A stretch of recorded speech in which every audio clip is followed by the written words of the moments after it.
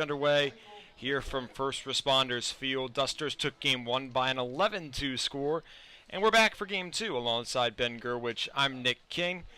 Ben, as our PA announcer gets into the starting lineups for both sides, let's get into ours. We'll start with the visiting team, this time being the Thunderbolts. Played to the home team in game one, leading off the shortstop David Vazzo, two-spot left fielder Griffin Puvel, DH Josh Erd batting third, Braden Foster the first baseman cleaning up, Vance Bonnier the catcher in the 5-hole, Gabe Ruiz the center fielder in the 6th spot, Bryce Curry third baseman in the 7-hole, Nate Rodriguez 8th spot the right fielder, rounding things out as the second baseman Nolan Cutney. And how about the Cropdusters, Ben? So some similarities. See Cade Walter leading off, except he's playing in center field. Walker Zampella is still behind him at second base. Austin Stalker playing right field. First time we see him there all year. Carter Ritchie playing third base. We saw him do that once earlier, batting fourth. Camden Hodges batting fifth and catching. Ron Klein in left field. So you got two first basemen at each corner outfield position. And that's followed by Tyler Cook, who's DHing after having a great game one. Kadrian Ahern playing first and batting eighth. And then Will Henson closes it out, batting last and at shortstop. Three catchers and three first basemen in the lineup tonight for the Cropdusters. So, goes without saying, Cade Walter is going to have a lot of area to cover playing center fielder with, two infielder, first baseman playing in the corner positions. If anybody can do it, it's Walter. No doubt about it. He already showed off his incredible range and catchability in game one.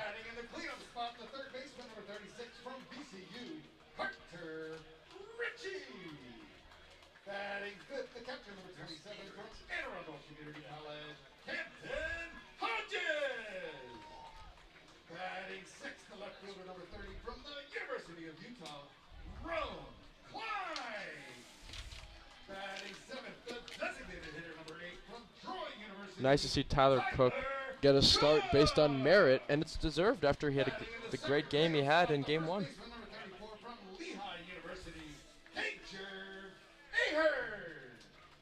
And starting it all over again, the shortstop number 25 from DCU, Will Henson.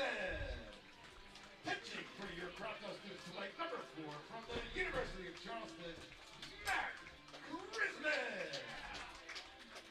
We're going to pause for the national anthem. First pitch when we return.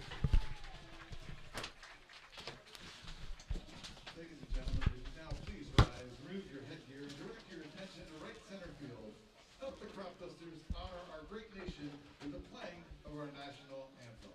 In fact, by popular demand, singing our national anthem tonight, Montgomery County Council Member Dawn Lutke.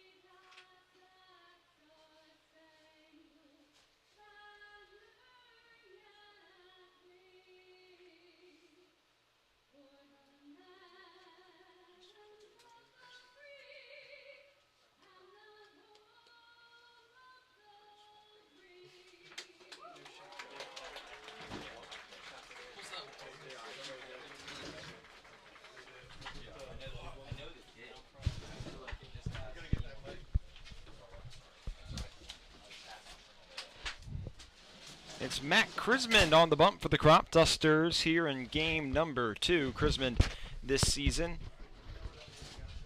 has a 5.7 ERA with opponents hitting .260 against him. He's appeared several times, 6 times, this marking his 7th. He started 3 games, this being his 4th. He's tossed 14 innings, has allowed 13 hits and 9 earned runs. He's walked 14, struck out 13, has a 1-0 record as well. You never like seeing the walk number higher than the amount of innings he's thrown. He's coming off a rough outing against the Senators on July 11th. 2 innings, 4 runs on 3 hits, and 4 walks, and that was the main issue. I don't believe we have a lost and found.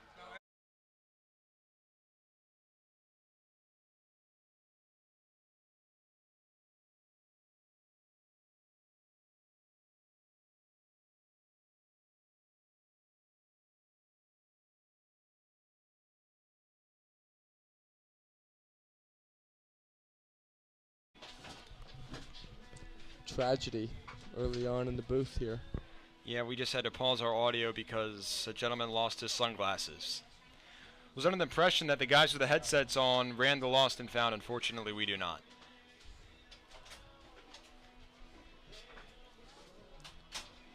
Did you think this whole press box was the lost and found? We have a credit card we need to look for. We have sunglasses. We found the credit card? Apparently there's sunglasses that have been inside the bag, which Attention, will the woman who was asking us a question in the press box please come up? We have an answer for you.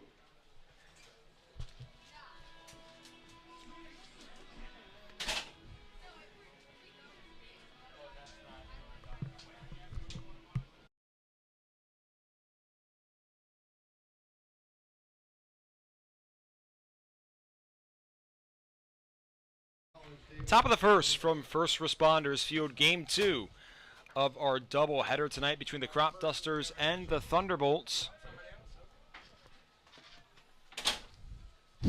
David Votso stands in against Matt Chrisman. First pitch in the dirt, 1-0.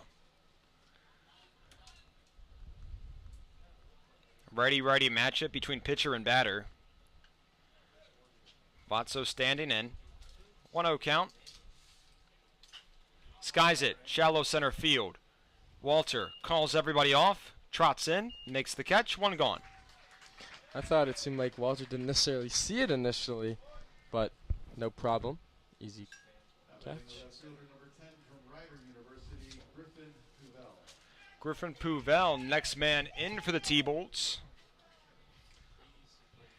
Has at least a couple big fans. You know, former crop duster. Batting .222 on the season. First pitch, check swing. Didn't go around, it's 1-0. Low and away slider from Chrisman. Puvel does just enough to hold off, 1-0 count. Chrisman heads home rather. Pitch in the dirt, make it 2-0. And that's how Chrisman's going to try to attack hitters. It's with that breaking ball. And if he can locate it, he'll be really successful. That's the question, though.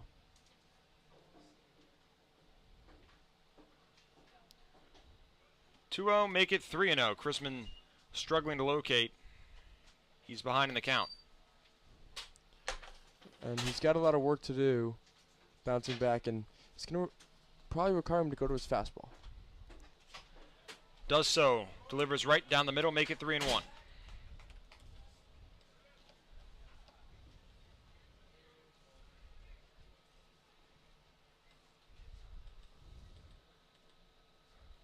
Three balls and a strike.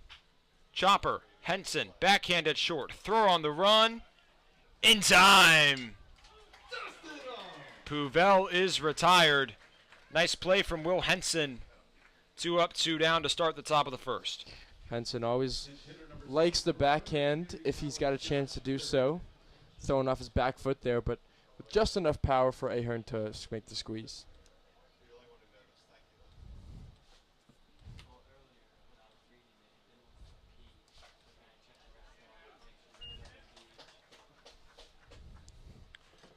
First pitch to Josh Erd was a strike. It's 0-1.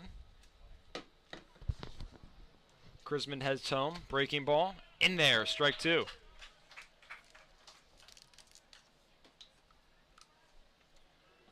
Oh, 0-2 to Erd.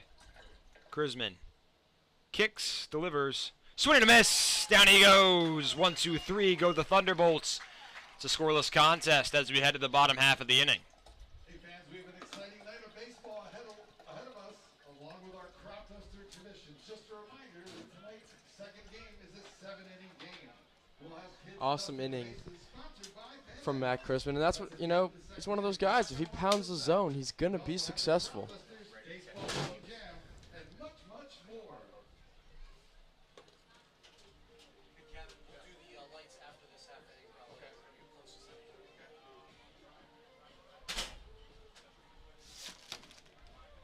Attention, Miss Lee Lewis, please report to the press box. Miss Lee Lewis, please report to the press box. That's behind home plate.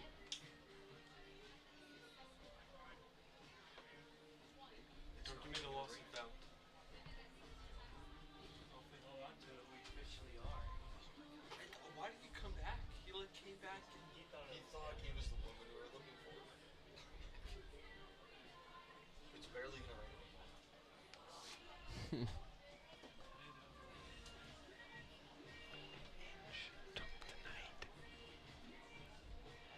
Weather has held out on us so far. We're expecting scattered showers in about an hour, but tonight it's supposed to get nearly an inch of rain.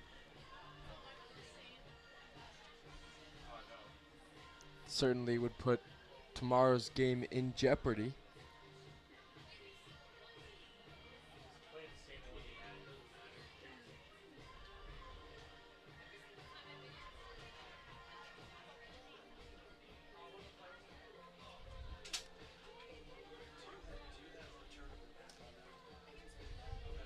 It doesn't matter.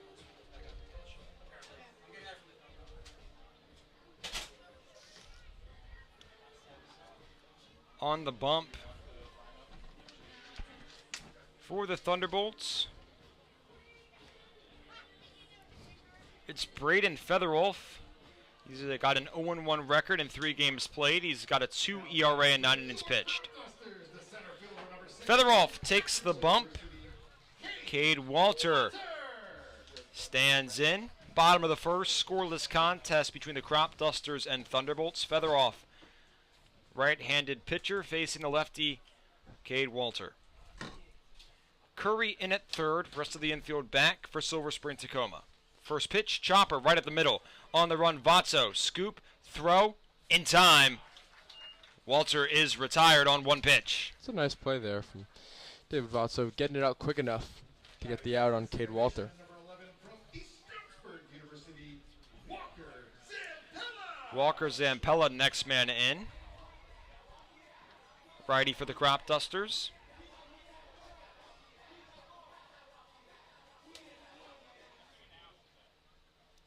Featherwolf in motion, heads home. Skips one in the dirt, make it 1-0. Tried fastball, just couldn't locate. Zampella stands in. Fastball, outer edge, called strike, make it 1-1.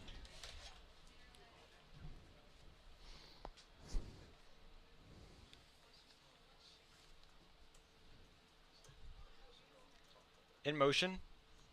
Zampella ground ball third base. Curry scoop. Throw. On target. 2 gone.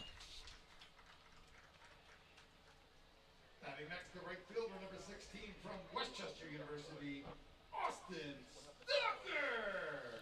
Austin Stalker, next man in for the Dusters. Batting .241 on the season. Just certainly a step up from where it was early in the year. Sub 200. 240 with power and you know, walks is certainly not the end of the world. First pitch to Stalker is low. A ball and no strikes. Stalker a lefty facing the righty Featherwolf. Entire infield back for the T-Bolts. 1-0 pitch. Stalker skies at left side foul. It's 1-1. Still a 0-0 score in the bottom of the first. Cropdusters have nobody on and 2 outs.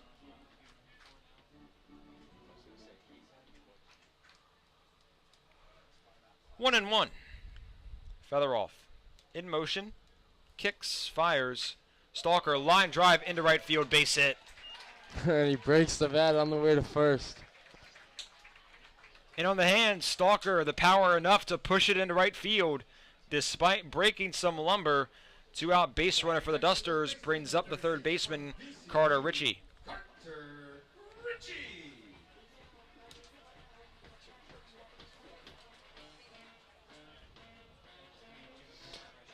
Coach Leader certainly testing, you know, this defensive flexibility of his team today.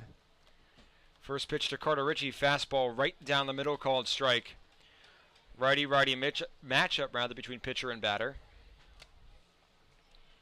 Featheroff checks on first, takes the signal from Bonnier. Comes set. Pick off. Stalker back standing up, just had to stick a foot out to get back to the base. Yeah, nowhere off the bag. Still 0-1.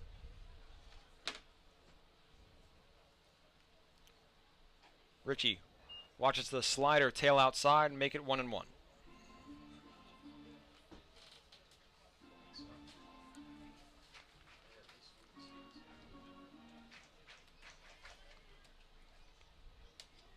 Featheroff set. Ritchie awaits. Breaking ball.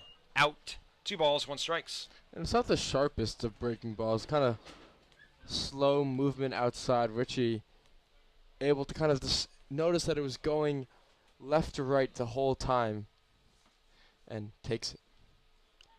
2-1 Ritchie skies it. Right field, no man's land. It falls for a base hit. Rounding second, heading to third is Stalker. Runners on the corners with 2 outs for the Cropdusters thanks to a pair of knocks from Stalker, and now Ritchie brings up Camden Hodges. Batting the catcher, number 27 from Anne Arundel Community College, Camden Hodges.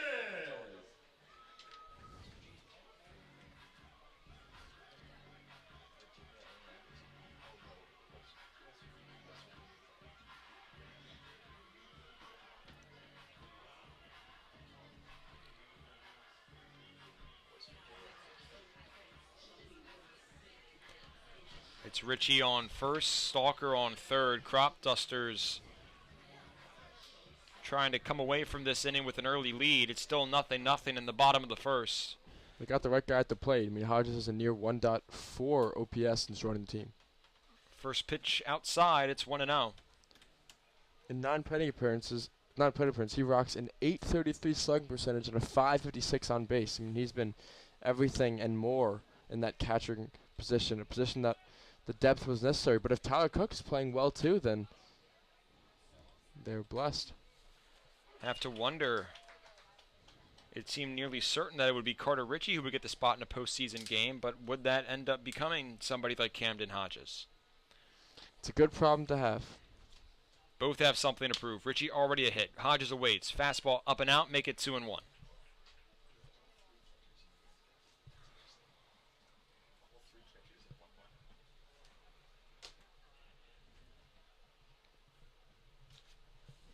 Two balls and a strike. Breaking ball away. Hitters count to Hodges, 3-1. Stalker on third, Ritchie on first. 2 gone in the bottom of the first. Chance for the Cropdusters to strike first.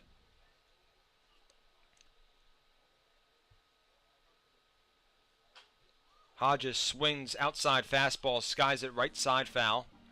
Count full 3-2.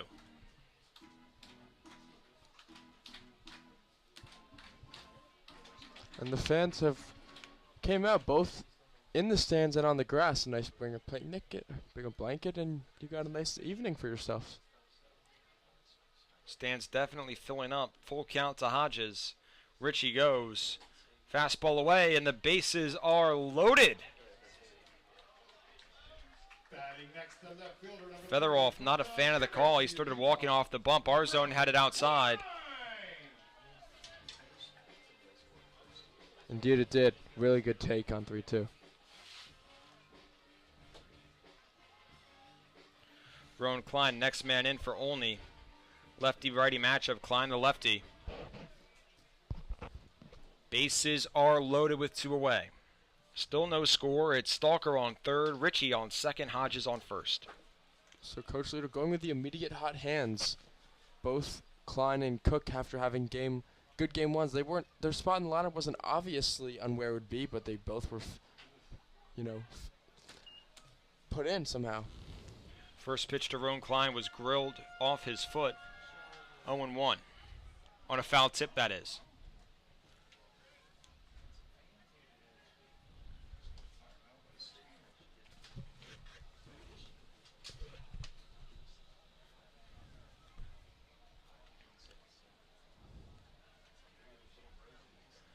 No balls and a strike to Roan Klein.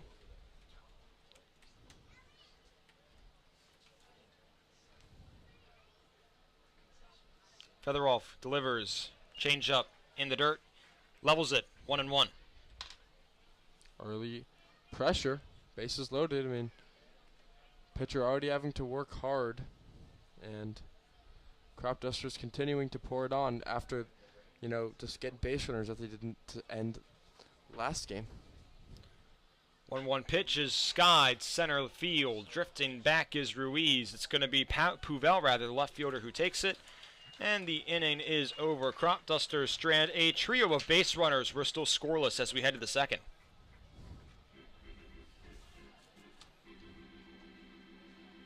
At the end of one inning of play, the score is the Thunderbolts 0, the Cropdusters 0. Hey fans, tonight's a special presentation of Friday Night Lights. With that, we have Quinn Gleason here is our bat boy tonight. Quinn is the son of Kelly and Patrick Gleason, and he won the auction at our season opening Cropduster kickoff event. Let's hear it for Quinn.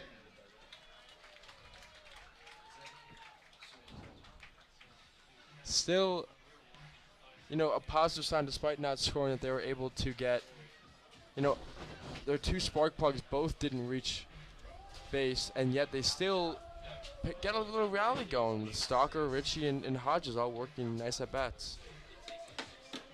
It was Klein who came up short. We now head to the second.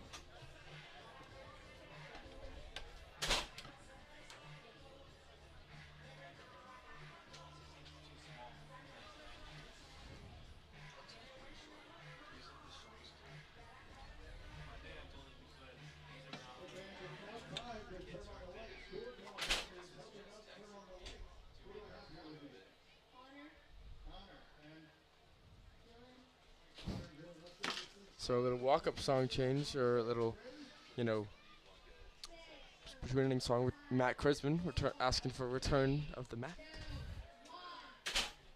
The lights are already on. Hey, nothing wrong Botched. with it. Well said. Fail. Doom.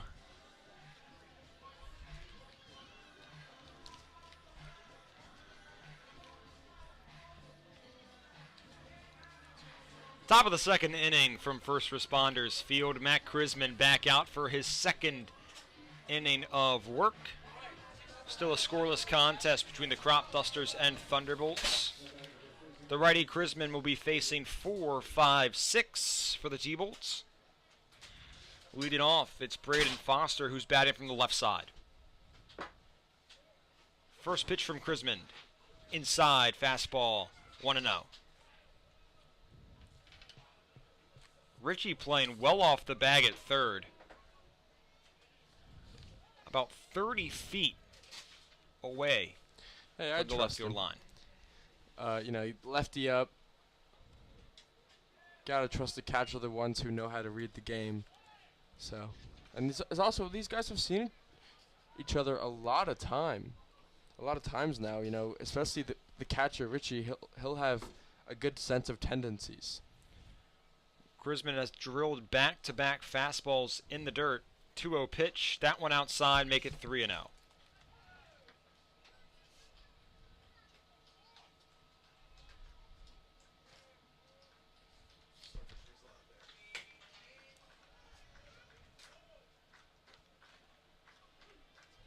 Heater at the knees, called strike. It's 3-1.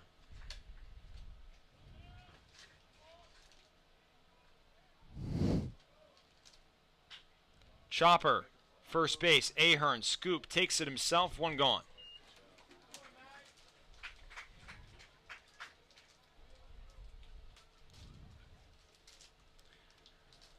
Catcher number brings in Vance Bonnier.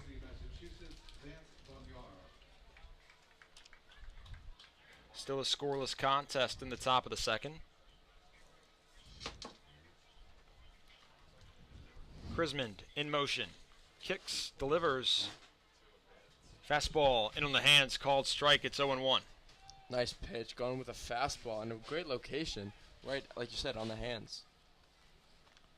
0-1 pitch. Chrismond fires back. Breaking ball, line, left field line, fair ball. Trickles into the corner. Bonnier rounding first. He's heading to second base. Over there to cut it off is Klein. Stand up double for Vance Bonnier. There's a runner in scoring position for the T-Bolts with one away here in the top of the second.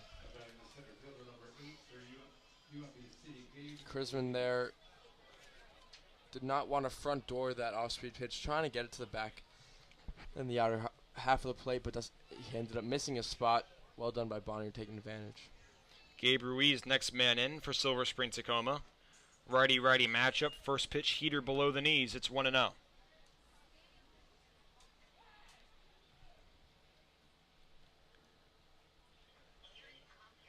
Ruiz awaits. Bonnier on second. Chrisman delivers. Fastball. Called strike. Right on the lower part of the frame. It's 1-1. Chrisman often tries to kind of pick off the lower part of the plate, and that's exactly what he did there. Perfect pitch. Textbook from Chrisman. He heads home once more. Goes back to the four-seamer. Misses low. 2-1.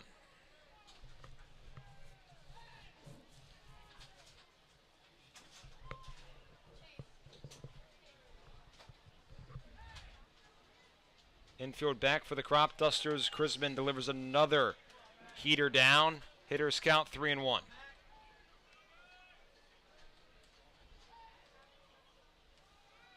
Ruiz awaits. Bonnier on second, one away. Fastball outside. First walk issued by Matt Chrisman. There's two Thunderbolts aboard. Bonnier on second, Ruiz on first with just one out here in the top of the second. And we'll see how Chrisman can respond, because pitching is so hard. And if he's someone who struggles throwing strikes, one double can kind of get you back to that lack of control. But see if he can get back to the form of the first inning, where it got consistent weak contact. Bryce Curry next man in. Fastball low. It's 1-0. And again, just missing a little bit down. That's exactly what his problem last at bat. A ball and no strikes to Curry. Pitch chopped, right side foul. Levels at 1-1.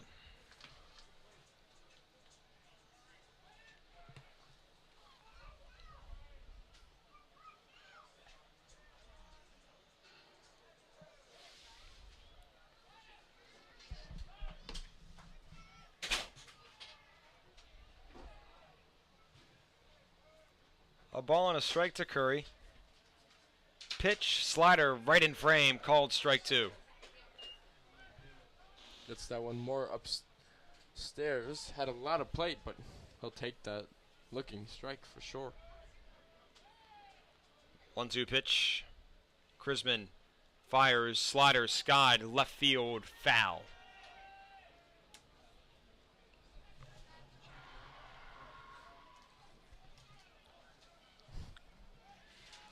Still 1-2.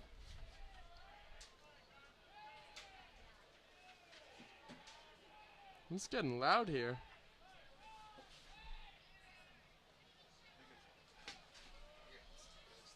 Not as loud as Bethesda was a few nights ago.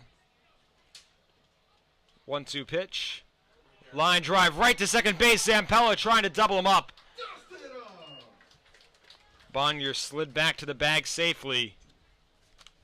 There's two gone.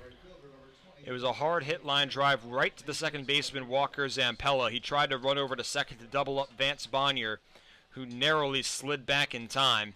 There's two gone, still two on for the Thunderbolts. It's Bonnier on second, Ruiz on first.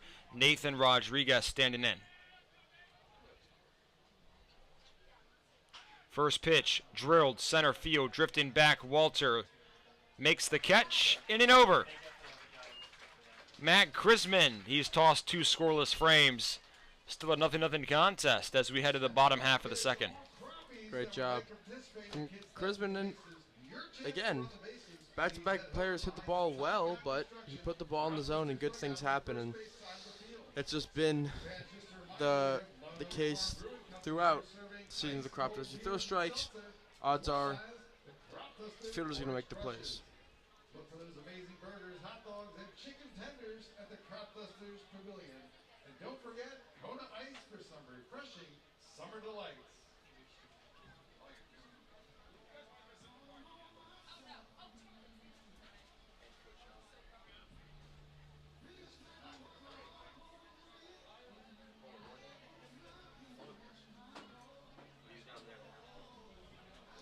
So the Cropdusters were able to get some damage just in terms of moving the runners across, loading the bases, but to no avail.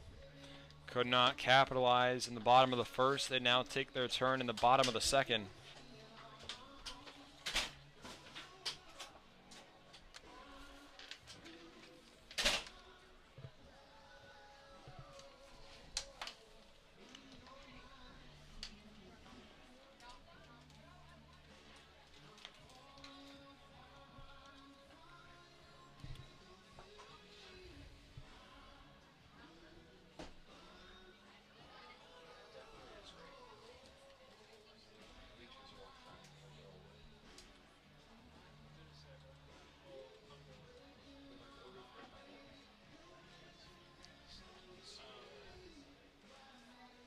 So in this inning, we're going to see our third catcher, third first baseman, and then our first shortstop.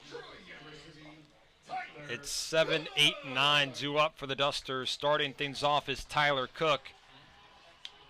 Bottom of the second from First Responders Field. Braden Featheroff back on the bump for the Thunderbolts. Facing Cook, who had 3 hits in game 1 of this 2-game doubleheader. First pitch, off speed, outer edge, called strike. It's 0-1 to Cook. Infield back for the Thunderbolts.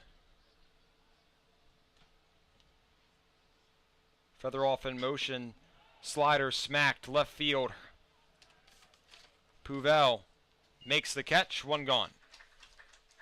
Cook showed off his home run power in game 1. That time, another pitch to do some damage on. He just got a little bit under it. Number 34 from Lehigh University, Cager Ahern. A 43-degree exit angle, just a little too much air on that knock from Cook. He's retired. There's 1 gone, nobody on for Cager and Ahern.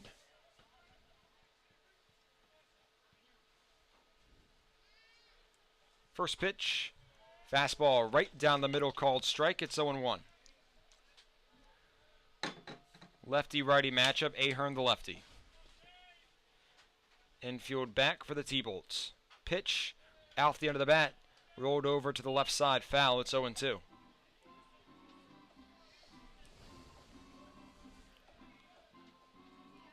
Ahern maybe seeing a little bit less of the field recently as Stalker has kind of overtaken the role as the starting first baseman. 0-2 pitch in the dirt. It's 1-2.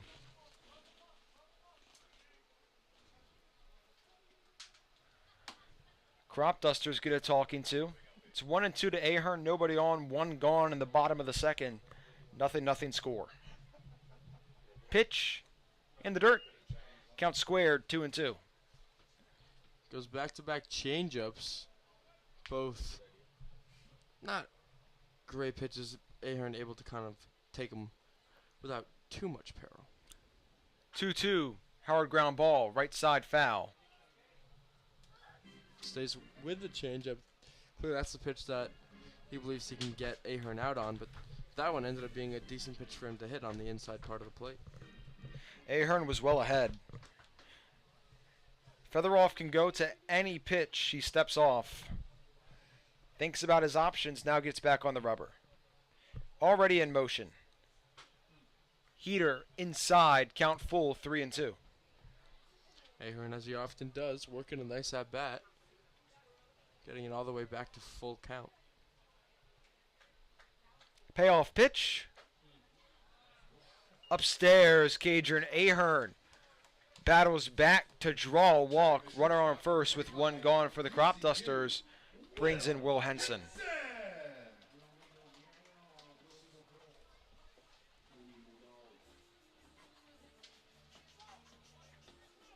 It's a nice take on the pitch, just a little bit outside of the zone. One of those that you hope the umpire sides with you, and that time he did. Will Henson recently recommitted to the University of Ohio, part of the MAC. Congrats to him. Yeah, maybe we'll tune into some action to see Will Henson. If I ever turn into a college baseball game, I'll make sure it's the Ohio Bobcats. I don't think I've watched an entire college baseball game my entire life. Yeah, I don't know why. It's I'm in the same boat.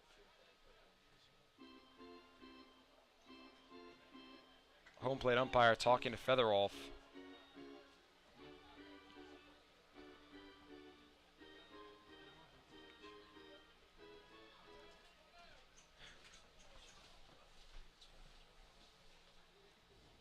He checks on first, now heads home. Fastball outside, it's 1-0. Rain beginning to fall. It's a 1-0 count to Henson.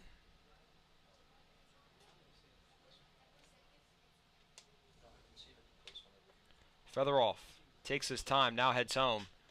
Off-speed skied, right center field. Rodriguez drifting back, the right fielder makes the catch. There's 2 outs. And again, an off-speed pitch that kind of stays a little bit too much in the plane. One that Cropduster gets a decent swing on, but unable to do anything real with it. Cade Walter, top of the order for the Cropdusters, lefty batter, stands in to face the righty Featheroff. Curry in on the grass at third. Ahern on first, there's 2 gone, 0-0 game. First pitch, Walter attacks, chops at first base line. It's foul. Braden Foster, the first baseman, tried to sell it as fair. Did not get the benefit of the doubt.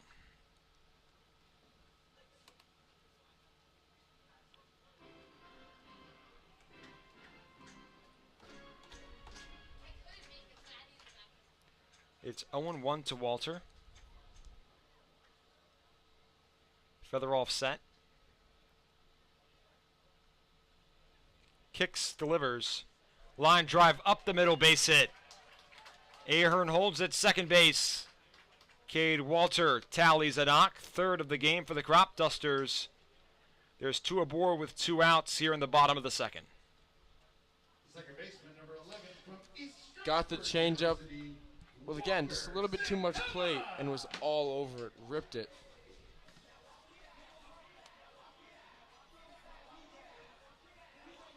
And for Cade Walter, he extends his on-base streak to 19 games. Walker Zampella, next man in for the Dusters. Righty-righty matchup. First pitch upstairs, 1-0.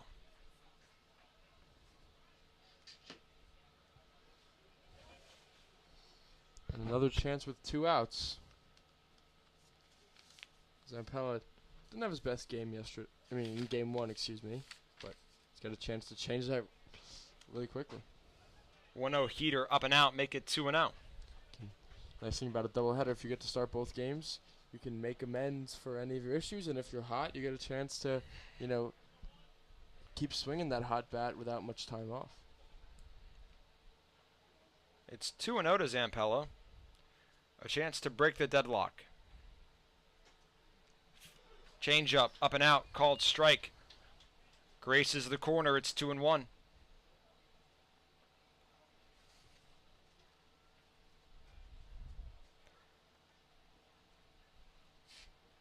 Featheroff set. Checks on Ahern, now heads home. Swing and a miss. Zampella well ahead of the off speed. Count even, 2-2.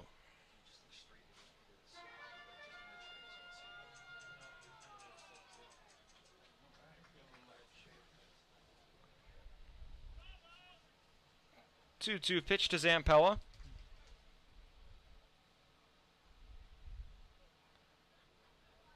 Feather off. Heads home. Off speed outside. Count worked full, 3-2.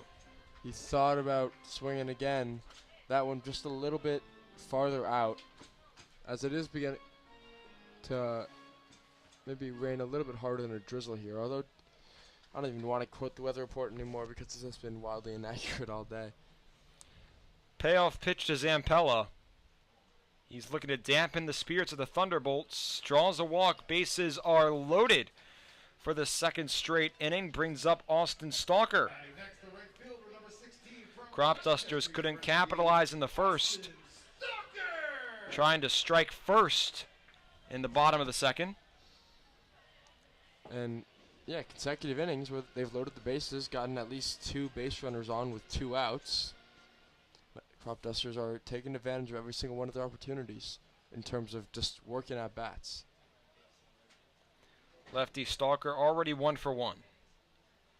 First pitch, swing and a miss. Upstairs fastball. Stalker can't connect. It's 0-1. Big swing on a pitch that he probably would have liked. Maybe a little bit farther lower in the zone, be more in Stalker's wheelhouse, but he doesn't get a lot of fastballs on the inner half of the plate, especially against right-handed pitchers. 0-1 to Stalker, fouled straight back. Fastball up and out. Stalker under it still. It's 0-2.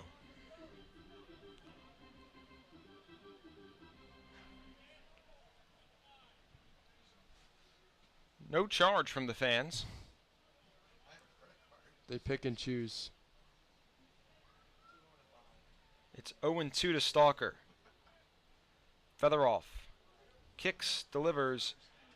Breaking ball outside, make it 1-2.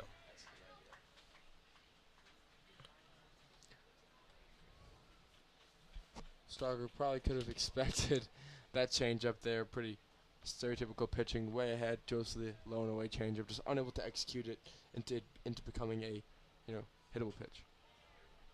Feather off, goes back to the fastball, misses high. Count even 2-2. 2 gone, bases loaded. It's Ahern on third. Walter on second. Zampella on first. Scoreless contest. Pitch to Stalker. Skied. Left field going back. Puvel at the warning track makes the catch. And the inning is over. Cropdusters have stranded 6 base runners. Through 2 frames, it's still 0-2 as we head to the third. Stalker put a great swing on that fastball, outer half of the plate. Hey fans, look what's going out there around first base. It's kids dusting the bases. And, hit 321 feet, just not enough. Stuck up a little bit too much for Puvel. Cropdusters fans, let's make some noise.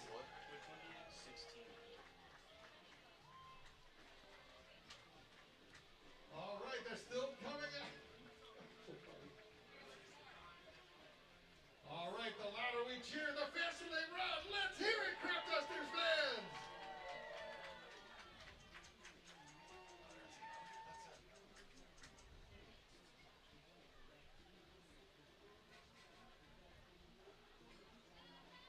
All right, they keep coming, fans. They keep coming. A lot of kids, as we've seen a kind of continuation of the kids coming out to the ball game.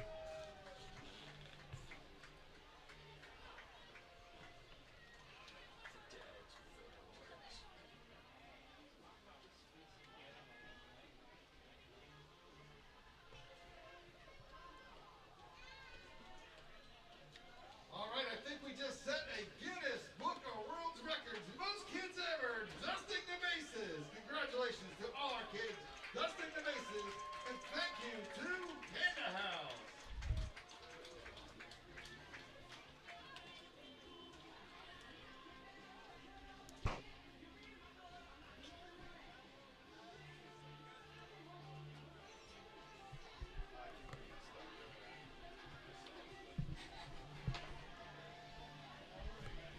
They just keep on coming as Coach Leader trying to usher them off the field.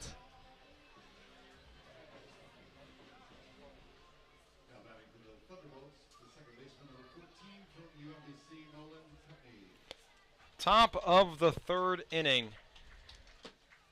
Matt Chrisman back on the bump for the Cropdusters. It's a scoreless contest. Both pitchers shutting down some early jams. Chrisman will face 8, 9 in top of the order. Or rather, 9 in top of the order. First pitch up and in. Called ball to Cutney. It's 1-0.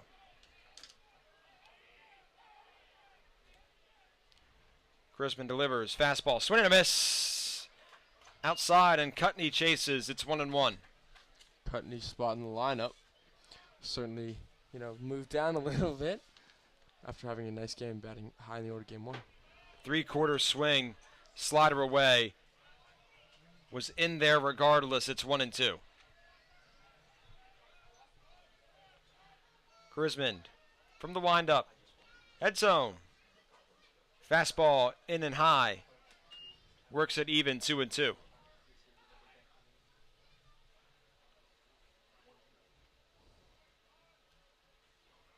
Cutney awaits. Chrisman kicks, delivers. Swing and a miss. Slider too much for Nolan Cutney. He's down on strikes. There's one gone in the top of the third. Nasty pitch. Great late break.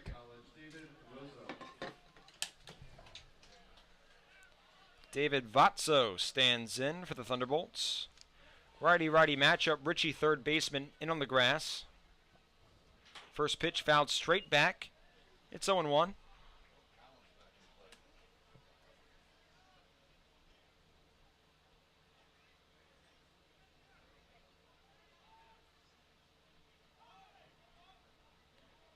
Chrisman already in motion. Delivers. Another heater. Skied straight back. It's 0-2. Doing a great job of establishing the zone with his fastball, keeping it away as well. And it just allows him to go to his slider ahead in the count and throw it on the same plane as the fastball and then just have it break down.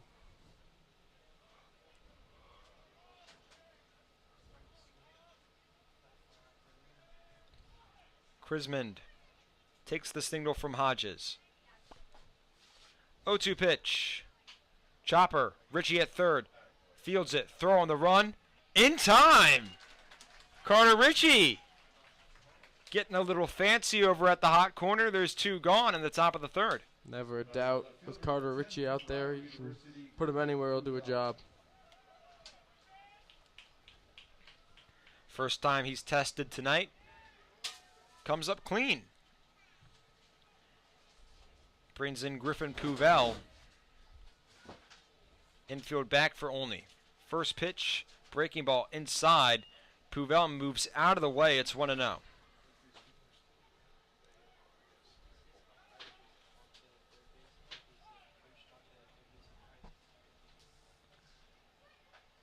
Another slider.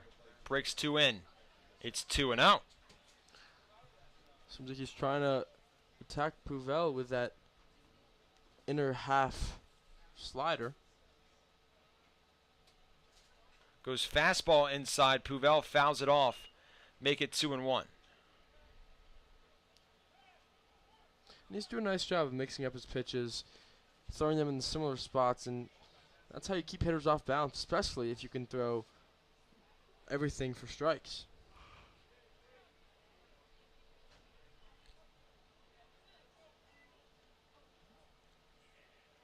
Chrisman misses low. He struggled against the top half of the order. It's now a 3-1 count to Griffin Pouvel.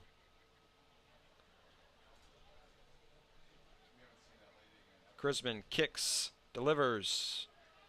Ball 4. 2-out base runner for the T-Bolts. Griffin Pouvel heads to first. Josh Erd stands in. Still a scoreless contest in the top of the third. Righty-righty matchup between pitcher and batter. Entire infield back on the outfield grass as opposed to Ahern, the first baseman, who's holding the runner. First pitch, change up, out, 1-0.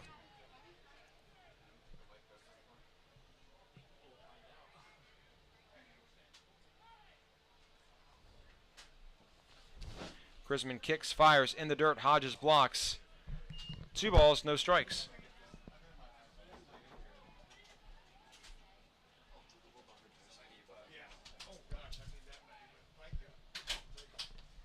Thank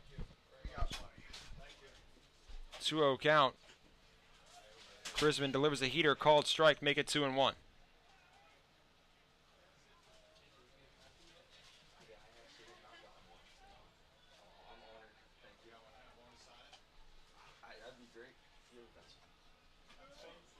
Pick off of first. Erd back safe, or rather, Puvel back safely. Erd at the dish. 2-1 count to him. Off goes Puvel. Throw down from Hodges. Not in time. In time!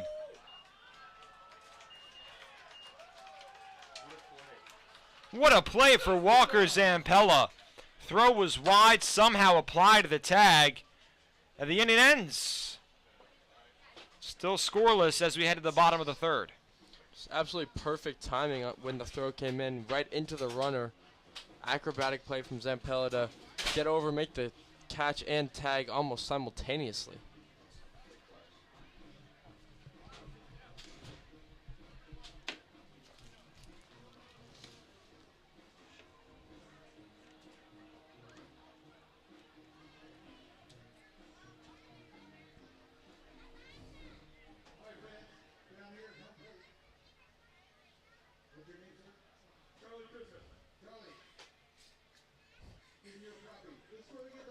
Making noise to support our Cropdusters. That means cheering to play deal or no deal. What was your name again?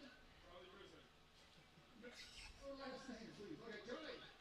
Deal or no deal? Do you want to keep the crappie or trade for what I'm trying to hide behind my left hip?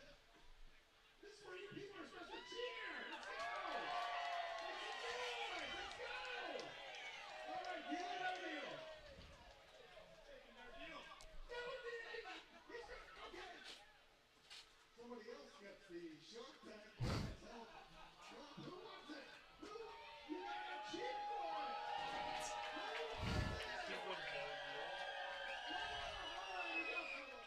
Sorry, Charlie.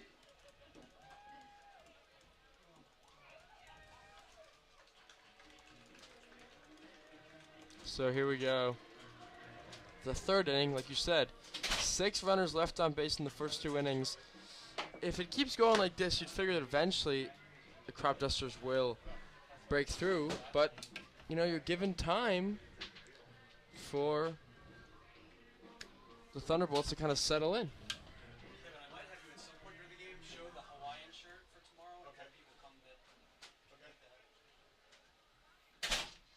Now batting for you, Cropdusters, the third baseman, number 36 from DCU.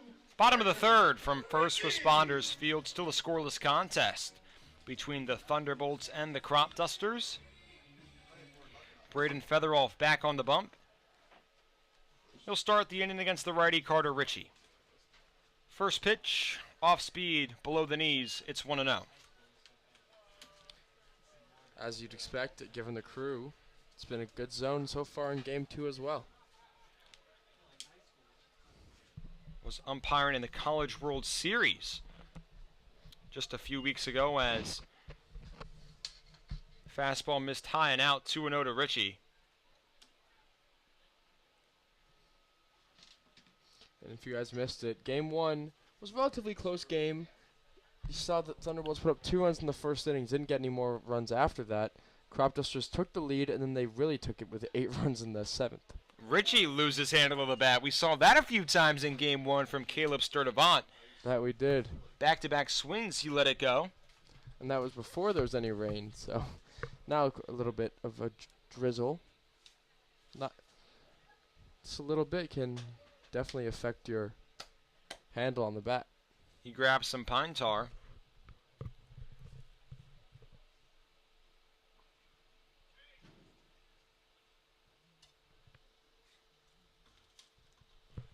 It's 2-1 to Ritchie. Infield back for the T-Bolts. Righty-righty matchup.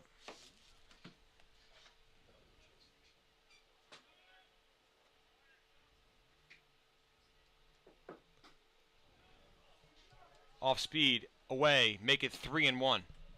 Really nice take on a pitch, just a little bit out of the zone. Richie's sense of balls and strikes, especially on the outer half of the plate, is phenomenal.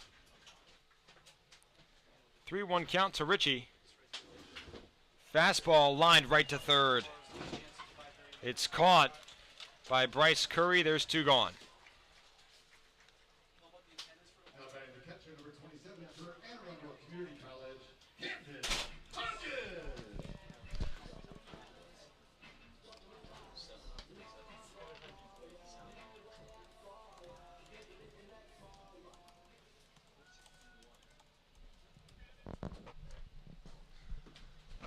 First pitch to Camden Hodges.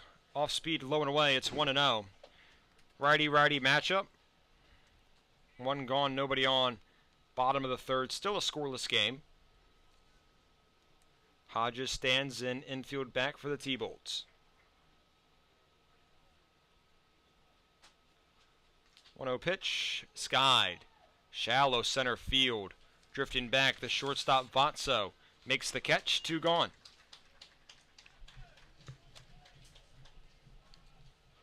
Batting next to left fielder, number 30 from the University of Utah, Ron Klein. So far, Featheroff just doing enough. It's been with 2 outs that he's really struggled. Has loaded the bases with 2 outs in back-to-back innings. But yet to allow the big hit. First pitch to Klein is chopped straight back, 0-1. Ahead of the breaking ball, away.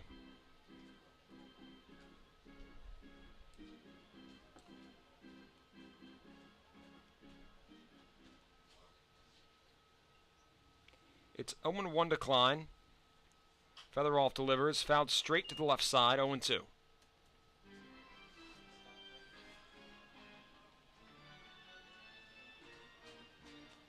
So, finished Sopranos, and quickly you're on to the wire. It's good going from Yeah, legendary show to legendary show. more local setting, Baltimore, Maryland. New 0-2 Jersey's not misses. too far away, especially when you're at school either. No, it's not. Some of my best friends are from Jersey, but I'm definitely more familiar with the Baltimore area than I am North Jersey. But yeah, great show.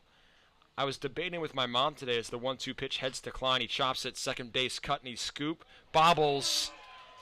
And Klein is safe on the E4. Had it for a second, popped out of his glove, trying to head up towards the transfer. Rowan Klein reaches first base safely, brings in Tyler Cook, but I was debating with my mom. We had this discussion a couple days ago on a road trip, but not on the air. Breaking Bad or The Sopranos? I think I say Breaking Bad. What say you?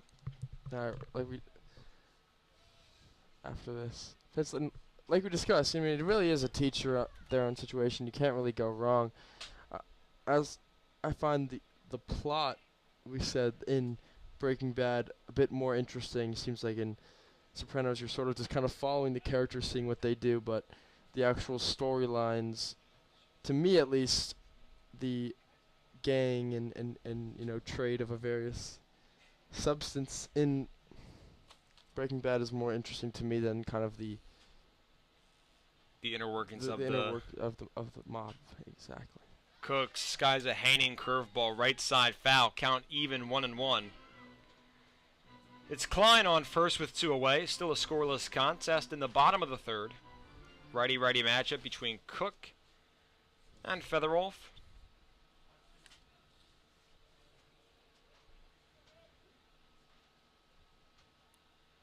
Featheroff steps off.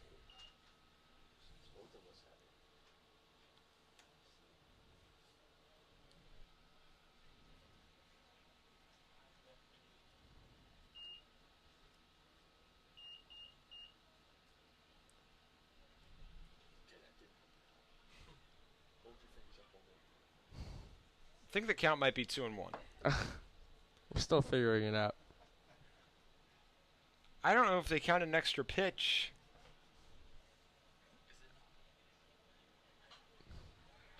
Curveball skied straight back. It is 1-2. Yeah. It is currently 1-2. It So, should be 1 yeah. and 2 phantom ball unless there was a pitch clock violation. It's Man, we were praising the Yeah. umpiring crew, and now they just awarded a could have been a pitch clock violation. Unclear. off goes the runner from second, throw down. Klein tagged out. David Votso applies a textbook tag, and the Indians Cropdusters come up empty-handed. Another runner out. Left on base. Still scoreless as we head to the fourth. Seems like Klein sort of stumbled coming out kind of halfway through. And what a really excellent throw from Bonio and a really nice tag from Votso.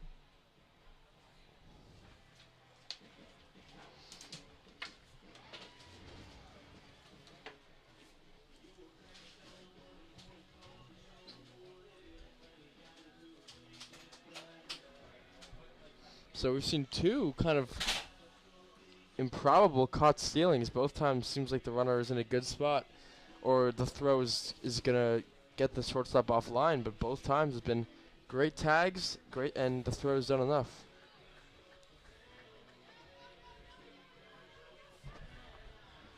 Some nice assists from catchers.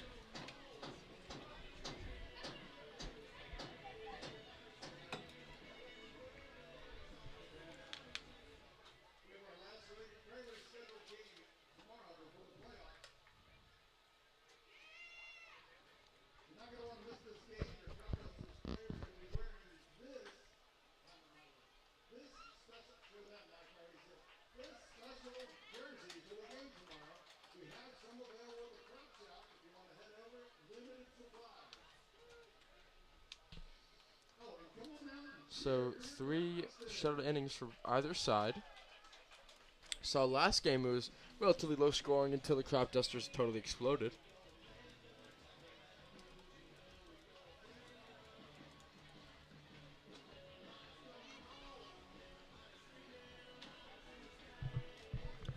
Last home game for the Cropdusters tomorrow. They'll bear a special Hawaiian-themed jersey. You can see Gavin Lowe repping it on the Instagram. Top of the fourth from First Responders Field. Still a scoreless contest between the Cropdusters and Thunderbolts. First pitch, swing and a miss. Josh Erd cannot connect on the slider. He's down 0-1. Righty-righty matchup between pitcher and batter. Chrisman fires upstairs. It's 1-1.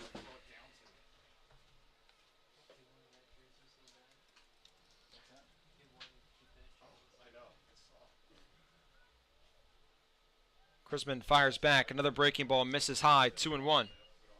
Good call, just a little bit upstairs. Chrisman still working in a scoreless game, getting to his 4th inning of work, and if he keeps grooving, could be 5. Struggling early in the fourth. Misses a fastball and hitters count to Josh Erd. 3-1.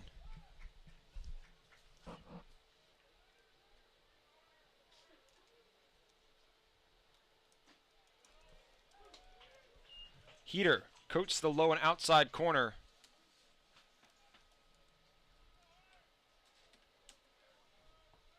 Count full 3-2. Chrisman fires. Breaking ball skied.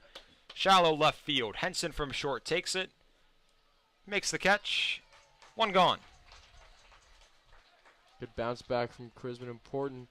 You know situation. Do not want to let that leadoff walkie pounds the zone. Gets the out. Braden Foster stands in. Batted from the left side, switch hitting. First baseman. First pitch to him. Fastball away. Skies it straight back. It's 0-1.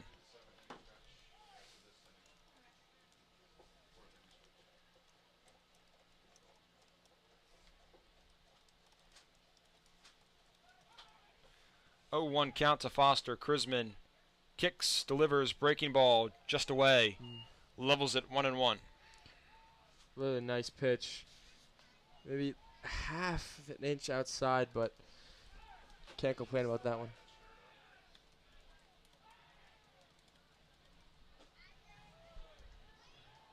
Chrisman delivers a fastball low and in. Hitters count.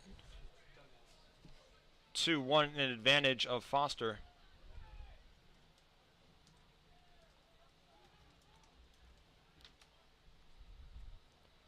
Pitch from Krisman, fouled straight back, make it 2-2.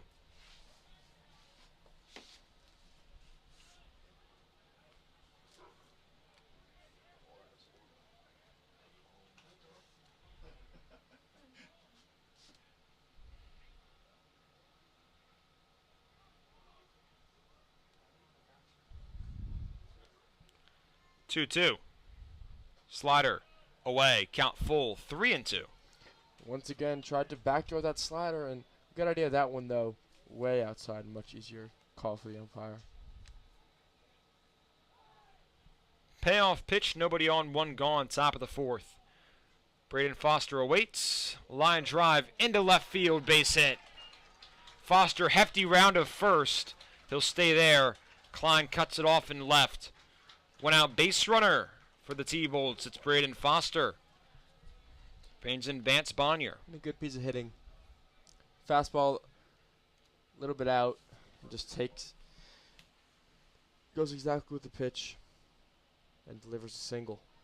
Catcher number 27 from the University of Massachusetts. Camden Hodge, a bit of a wardrobe change, changing gloves, I believe. Seems to be like. Unsure what happened with the leather. He's back behind the dish. One out, scoreless game in the top of the fourth. Vance Bonnier at the dish. Krisman checks over on first, now comes set. Delivers. Fastball, away. Check swing, didn't go around. 1-0.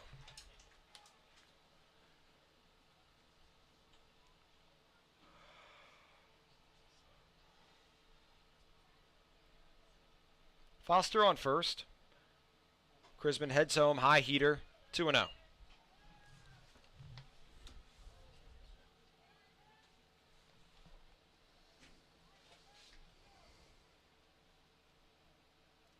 Would be quite the statement after winning the July 4th game to sweep this doubleheader before these two teams meet, if they are to meet in the playoffs.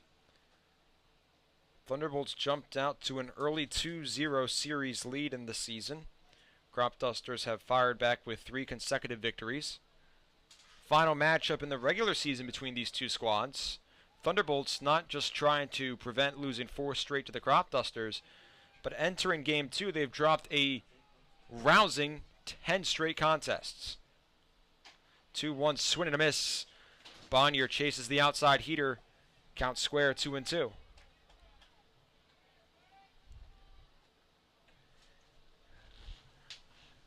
And with everyone making the playoffs, I mean, it's a different.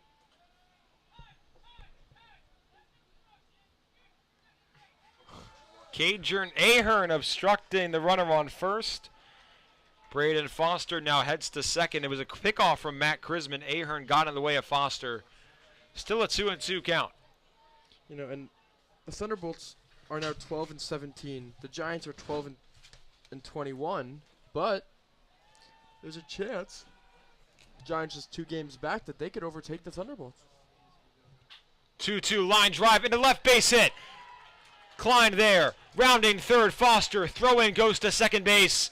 Thunderbolts on top. It's 1-0.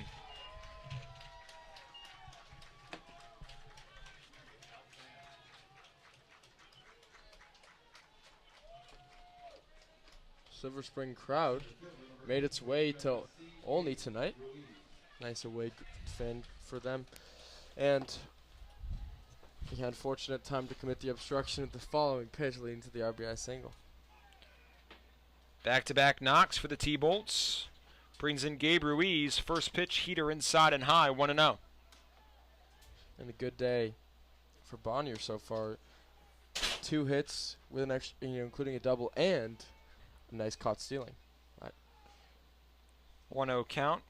Krisman fires. Slider in on the hands, called strike, evens, 1-1.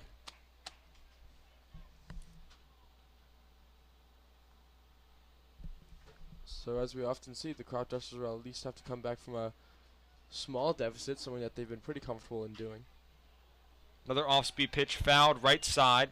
Out of play, 1-2. Cropdusters came back after trailing in game 1. Yeah, and I was impressed with how they came back. I mean, they were down 2-0, and they scored 1, and then they just won 1, and then before really breaking it open. But ability to, score in multiple innings and just kind of grind runners on and get them across. 1-2 pitch. Krisman delivers. Fastball in the dirt. 2-2.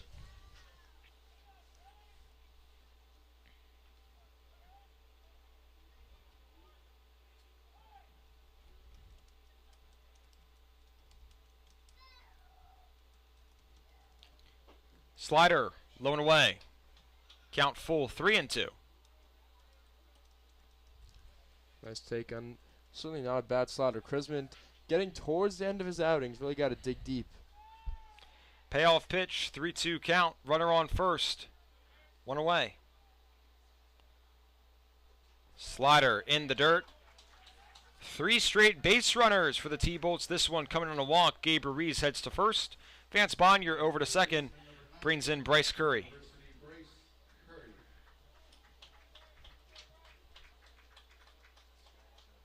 And we're going to get a mound visit from Mike Evans.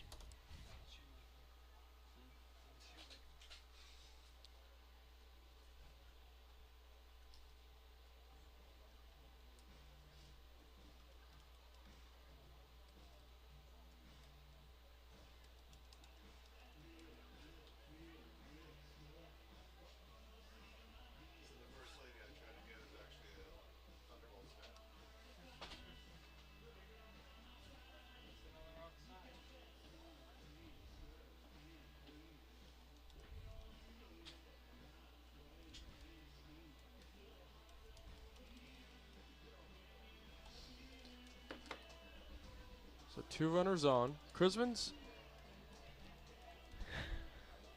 done well working out of jams. But now he's already surrendered a run, trying to hold him here. Bryce Curry stands in, 1 gone, as you said, Ben, 2 aboard. Thunderbolts already ahead 1-0. First pitch smacked left field. Klein coming in, rounding third. Bonnier. Klein relays home. Hodges drops the ball. Camden Hodges looked up before it was in the glove. It's 2-0 Silver Spring-Takoma. After the RBI single from Bryce Curry, Ruiz advanced to third, so there's runners on the corner, still just 1 out. 4 consecutive base runners, and Krisman's day seemed like it's going to end there. Just kind of ran out of gas in this 4th inning. Started kind of leaking his pitches a little bit more.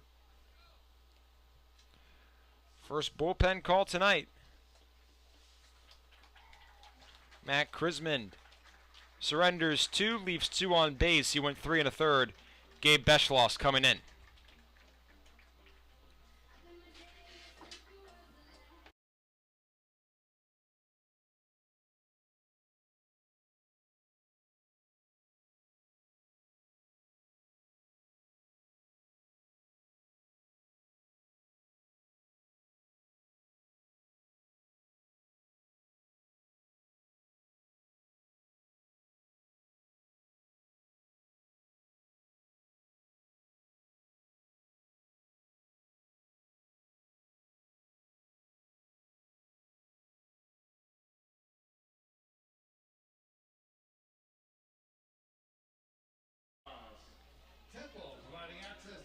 Gabe Beschloss comes in for the Cropdusters. He has a 4.50 ERA in 18 innings pitched.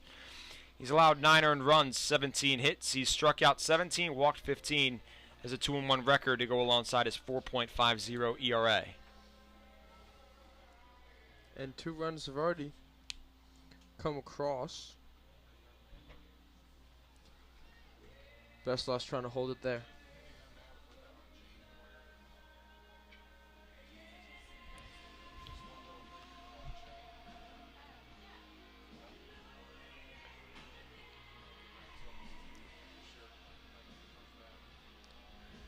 Best loss with his classic Allison chains. Great group. Unfortunately, this isn't top 3 Allison chains. Let's hear it. What you got? Down in a hole. Man in a box. Angry chair. No wood. I love wood, but no, I like angry chair a little bit more. I more just want to make a. There's a part of me that wants to make like a meme, you know, like me when I'm, you know, when my seating place is slightly disgruntled. You know, but Writes itself. sure does. As you know, we're not expecting much rain anymore, but looking pretty ominous, just dark and kind of gloomy. That's what it's been for the Cropdusters this game. They trailed 2-0 in the top of the 4th. First pitch from Beschloss to Nathan Rodriguez is outside. 1-0.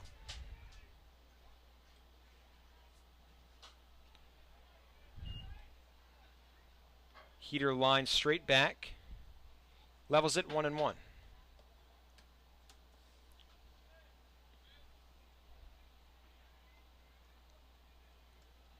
Beschloss.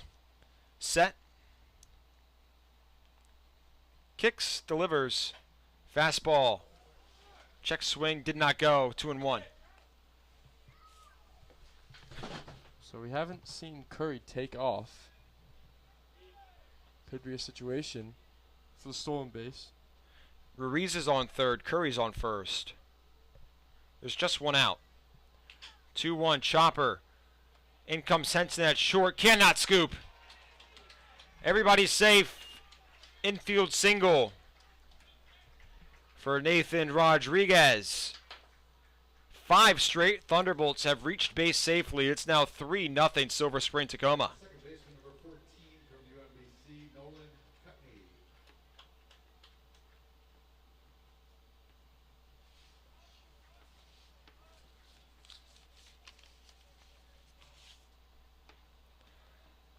Two men on, still just one out. Cutney stands in. First pitch fastball up and away. It's 1-0.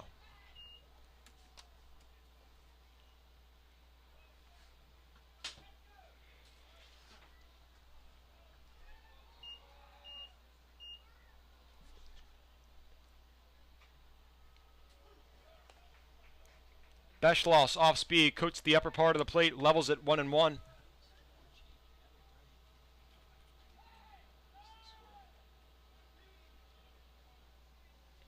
Two men on, just one out. Beschloss delivers, slider away, 2-1. Trying to pick off that outside corner, but just sort of struggling. It's never a great feeling when the game is, you know, your first batter faced is error on a relatively soft contact. 2 balls and a strike. Fastball up and out. Hitters count 3-1.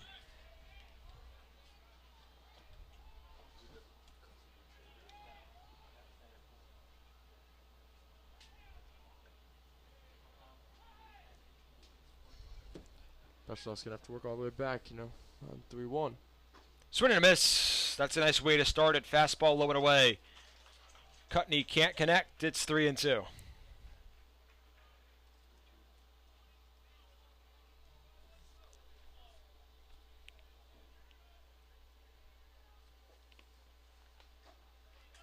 Strike 3. Foul tip right into the glove of Hodges. Fastball too much for Nolan Cutney. He's down on strikes. There's 2 away. Top of the 4th. Top of the order. David Votso stands in.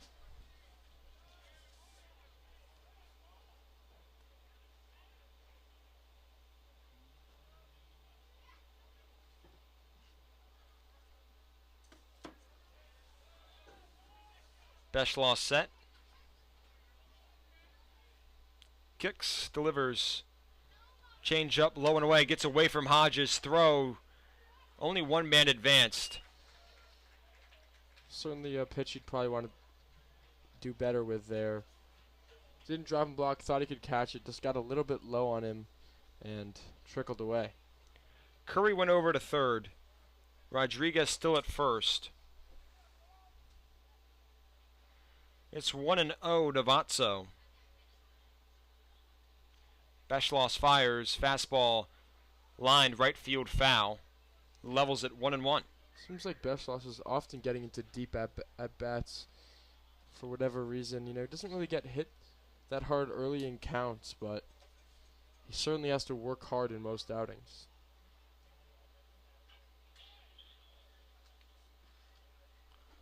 1-1, make it 1-2. 90-mile-an-hour four-seamer, right to the knees. 2 outs, 2 men on. It's runners on the corners for the T-Bolts. They've already tallied a trio of runs in the top of the fourth. 1-2 pitch from Beschloss. Fouled straight back. We'll do it all over again.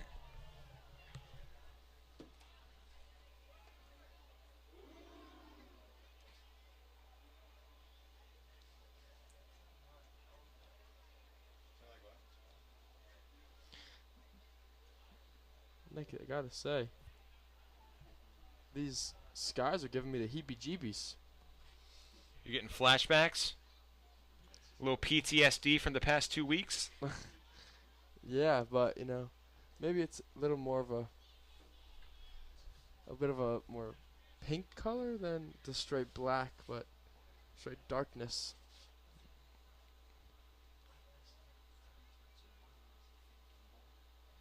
One-two pitch in the dirt.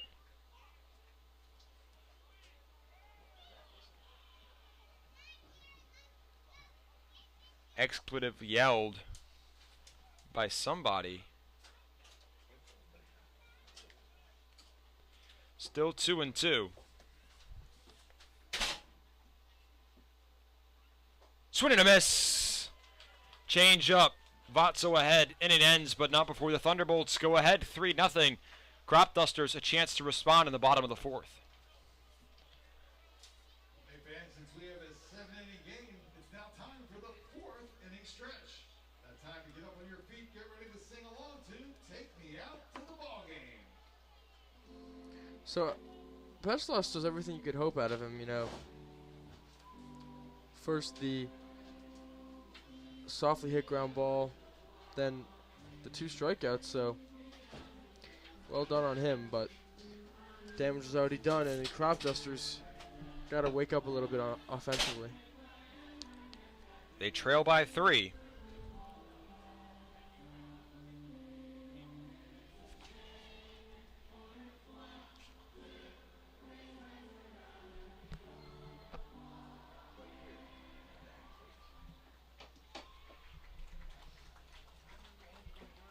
Do what you got to do, you know. Only 7 in a game. Have to do the 7th inning stretch for the bottom of the 4th. Would be the bottom of the 5th if it was proportional. But we gotta have you gotta do the Cotton Eye Joe in the 5th inning. I'm sure not a whole lot of Dusters players in the mood for dancing right now.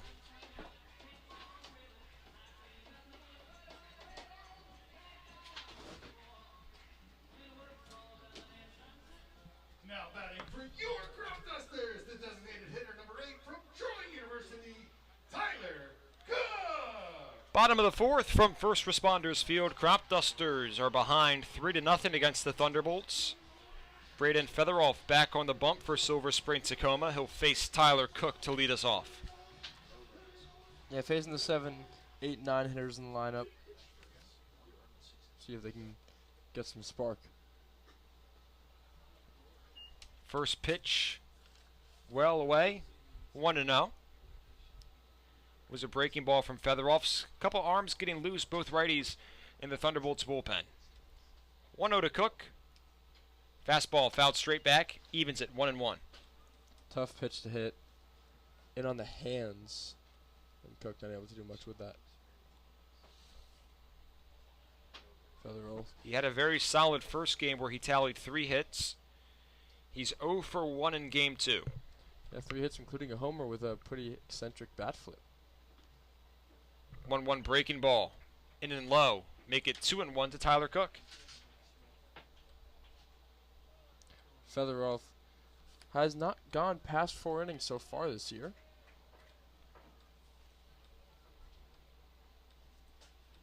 Two-one heater misses away. Make it 3-1. 4th inning not starting off exactly textbook for him. Hitters count to Cook. 3 balls and a strike. Heater right down the middle. Cook takes all the way. It's 3-2.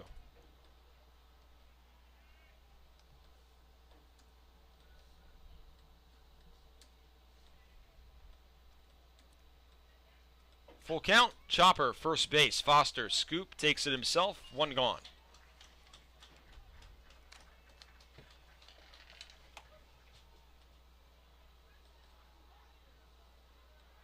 Batting next to first baseman number 34 from Lehigh University. Obviously still early in the game, but with 7 innings, it comes quick. Cropdusters have tallied a couple hits, 3 to be exact, but no extra base hits, and that's kind of been the issue, just because despite all the base runners, yet to put any runners across. And all the hits have come with 2 outs. First pitch to Ahern, swing and a miss. Ugly cut from Ahern, off speed. He was well ahead and under it. It's 0-1. Yeah, certainly over the top on that nice breaking ball. Featherwolf back in motion. Delivers. Ahern, foul tip, 0-2.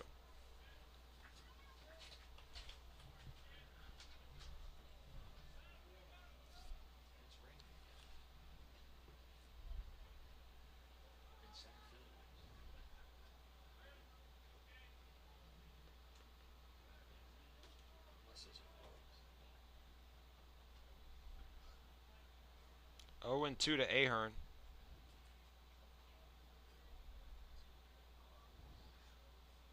Fastball hits him. Knocks off the elbow guard. Cager and Ahern wears one to draw a base runner. And finally one without 2 outs, so see if that can be the difference. Runner on first with 1 gone for Will Henson. Will Henson.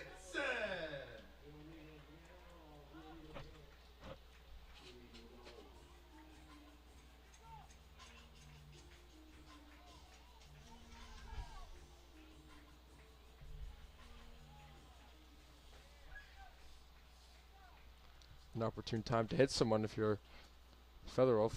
Had Ahern ahead 0-2. Just let him go. First pitch to Henson, right back in the zone. He's ahead 0-1. Righty-righty matchup.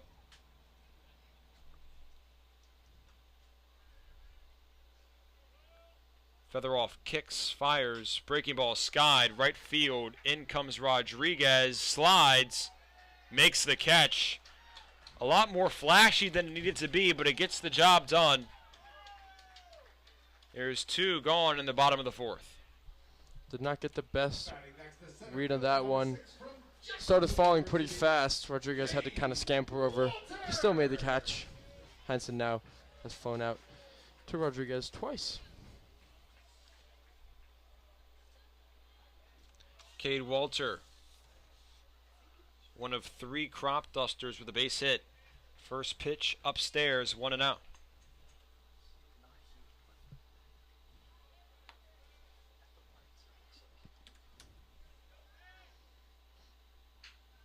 Walter grounds at second base. Cutney scoop, throwing the run to first in time. Inning over. Cropdusters shut out once more. They're still behind 3-0 as we head to the 5th.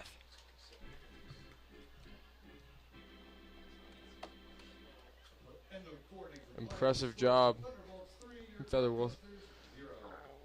4 innings and only 3 hits, no runs. He scattered them, got him with 2 outs, and if that's it for him, then a very, very impressive outing. Did his job to perfection. Didn't allow any runs, and that's really all that matters if you're a pitcher. Even better so that he worked effectively. Now, Best Loss gets a clean inning to come into.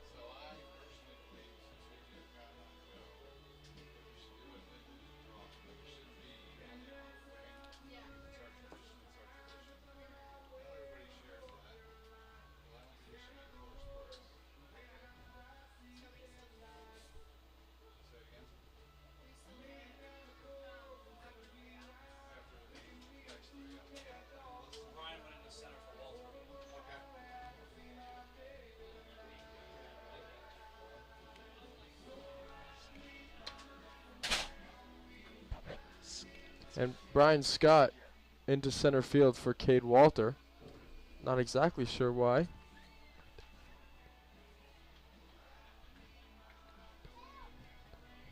Now entering the game in center field for the Cropdusters, number 3, Brian Scott.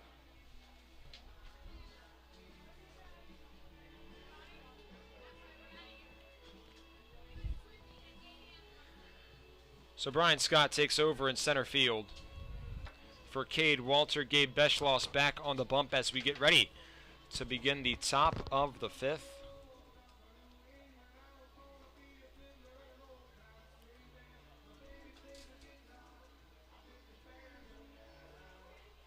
Batting for the Thunderbolts is left fielder number 10 from Rider University, Griffin Duvel. It's Griffin Pouvel who leads things off against Gabe Beschloss.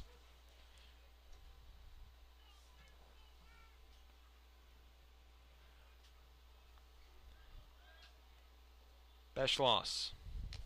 Come set. Kicks, fires, check swing low. Did not go around, it's 1-0. Righty-lefty matchup, Beschloss the lefty. Cropdusters trail 3-0 in the top of the 5th.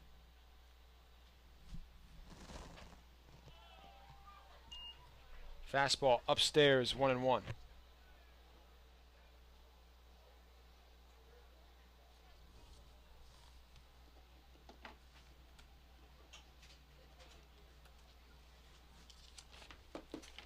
One pitch, heater low. 2-1. Beschloss not even sure if he's gotten a head in account on the first pitch all night. Yeah, you know, puts himself in such a tough situation. Everyone says that first pitch strike is a pitcher's best friend, and it is so true. He's behind 3-1.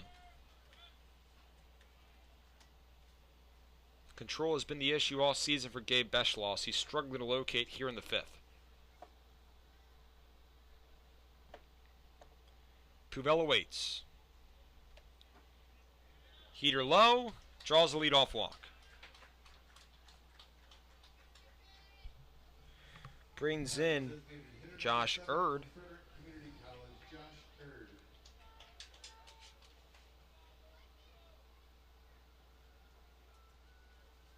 Erd, hefty choke on the bat. Righty-lefty matchup, Erd the righty. Pitch from Beschloss. Heater away, 1-0. He's tossed 4 straight out of the zone. 1-0 pitch. 2-0.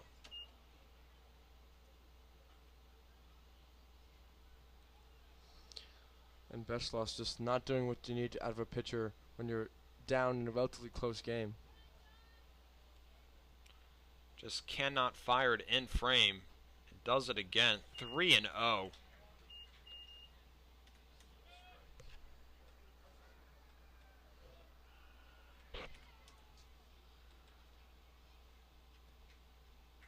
Ball 4.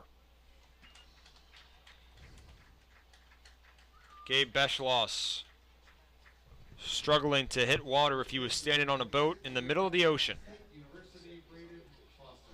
And you can see he's trying to figure it out as he's going along. Through that ball, he's trying to get a feel. It's just not happening. Surprised there's not a mound visit after the back-to-back walks to start the inning. 7 straight out of frame. Now Braden Foster. First pitch outside, 8 in a row. It's 1-0 to Foster.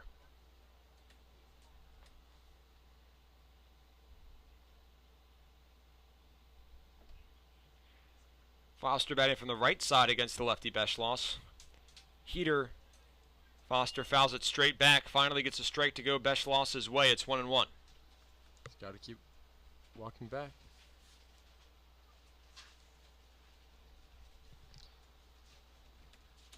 That was a good pitch. Fastball on the outside part of the plate. He's got the good velocity, good stuff. Line drive into right field, base hit. Rounding third, Pouvel, throw in. Is cut off by Ahern. Pouvel retreated back to the bag. The bases are loaded. Pouvel on third, Erd on second, Foster on first for Vance Bonnier. Batting catcher number 27, Nightmare situation right now for Beschloss.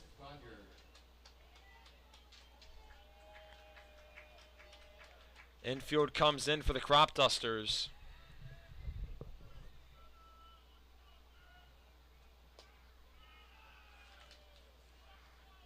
Beschloss set.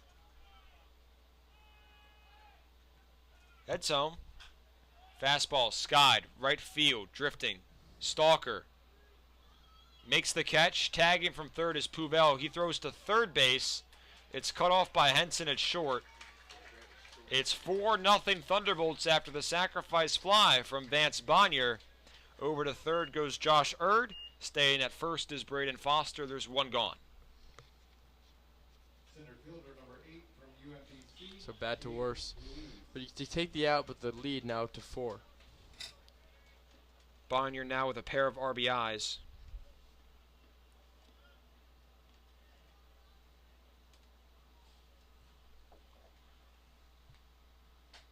First pitch to Gabe Ruiz outside 1-0.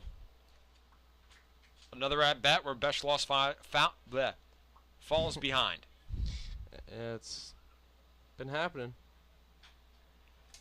Outside fastball line straight back, evens at 1-1.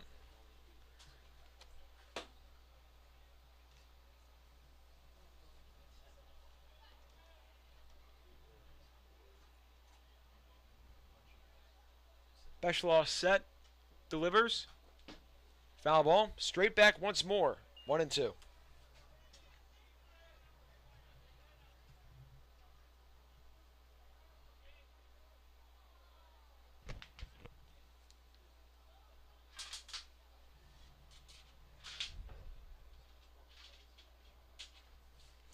One-two pitch, just away.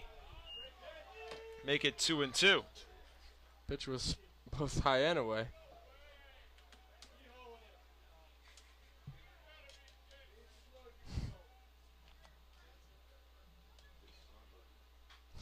Two heater line straight back.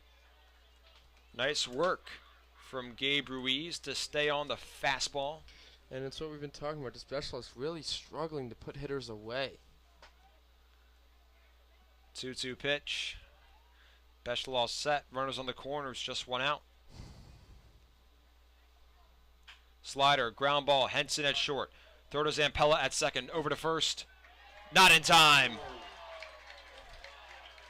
Run comes in to score. It's 5-0 Thunderbolts. Gabe Ruiz safe at first base.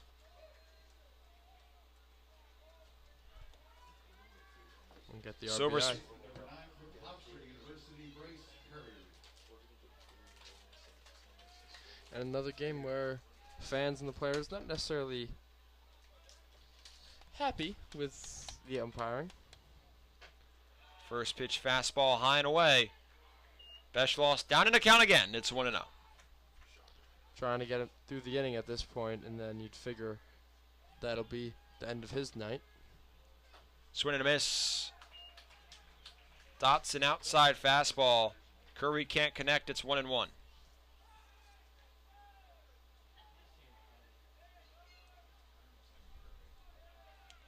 Beschloss checks first, heads home. Breaking ball coats the inside part of the plate, make it 1-2.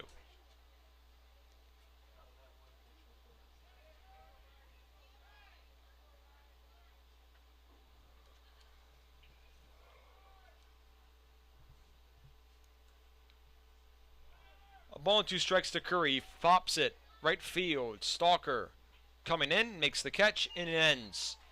Thunderbolts tally 2 more. Extend their lead. It's 5-0 Silver Spring-Takoma as we head to the bottom half of the 5th.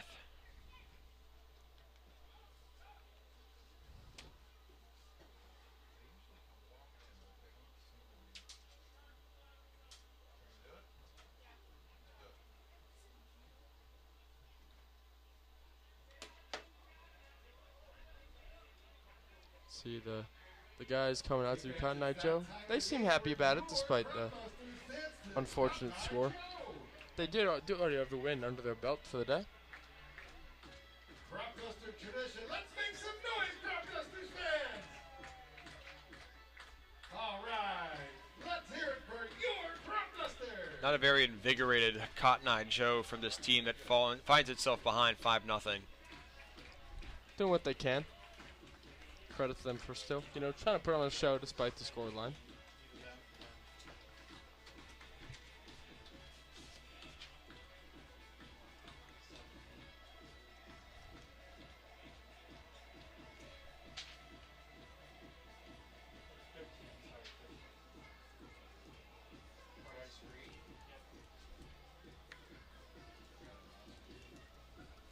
This is the Fox School of Business call to the bullpen.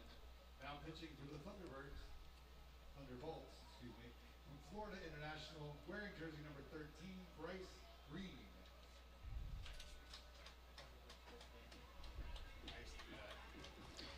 So here we go. Cropdusters have 2-3-4, now down 5-0.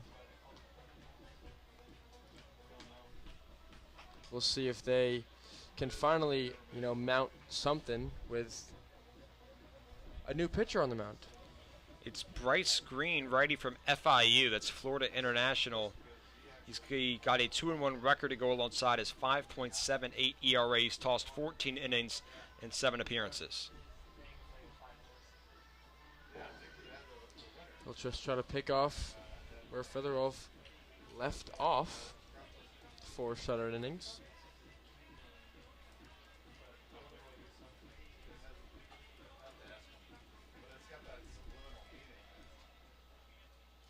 Now batting for your Cropdusters, the second baseman, number 11, from East Stroudsburg University, Walker Zampella. Zampella came in today as one of the hottest hitters. He hasn't looked incredibly strong today, but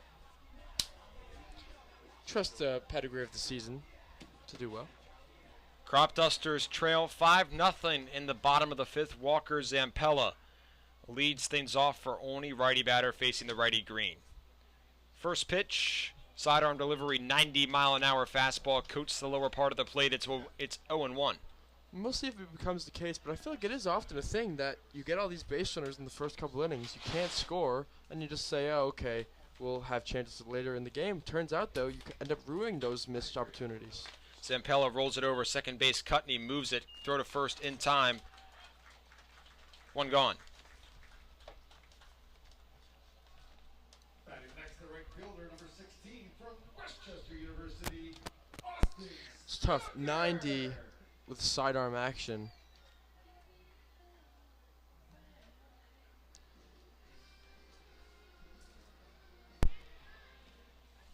Austin Stalker stands in for the Dusters. First pitch, fastball away. It's 1-0.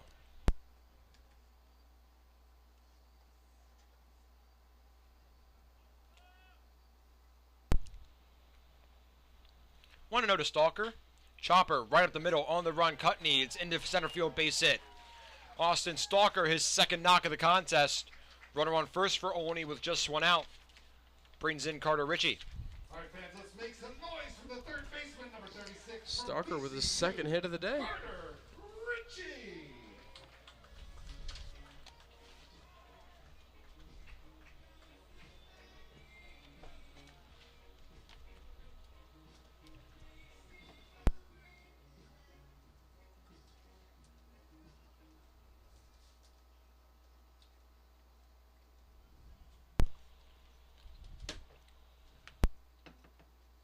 First pitch to Ritchie, fastball high.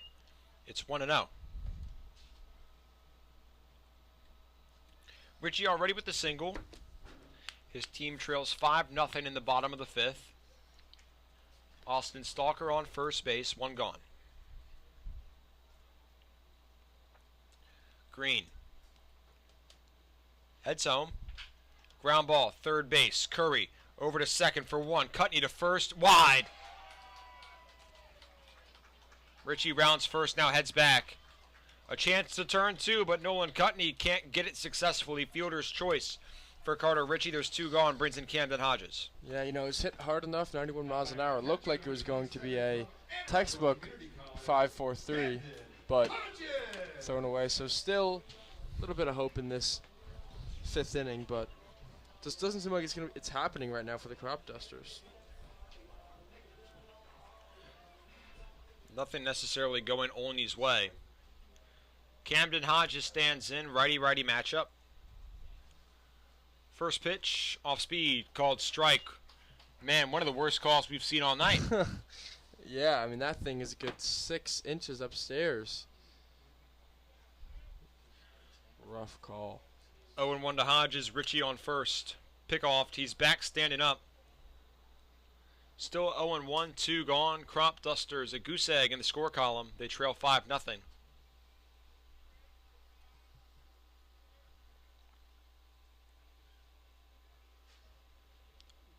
0-1. Hodges awaits, fastball. Makeup call, it seems. On the border. Called a ball, it's 1-1. You take what you can get. So, end of the day, 1-1 is where it should be. Back to the four-seamer, misses low and out. 2 balls and a strike.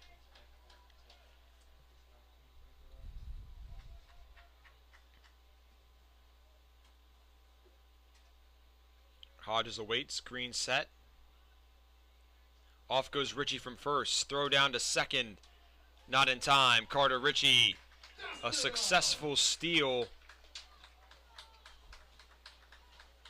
He stands 180 feet away from home plate. Camden Hodges has a 2-2 count. For Richie, it's his 5th stolen base of the season. And it's not the first time the Cropdusters have gotten the runner to scoring position with 2 outs. They just have not been able to come through with that big 2-out RBI. 2-2 Hodges skies it. Shallow left field. Going back from third is Curry. It's in foul territory. Makes the catch. Fantastic from Bryce Curry. Ran about 80 feet from third base into left field foul territory. Ends the inning.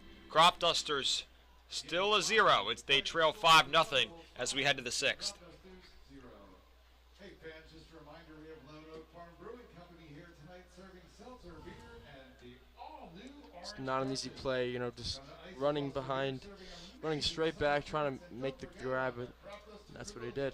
serving hamburgers, brats, and So they're going to leave in best loss for another inning of work.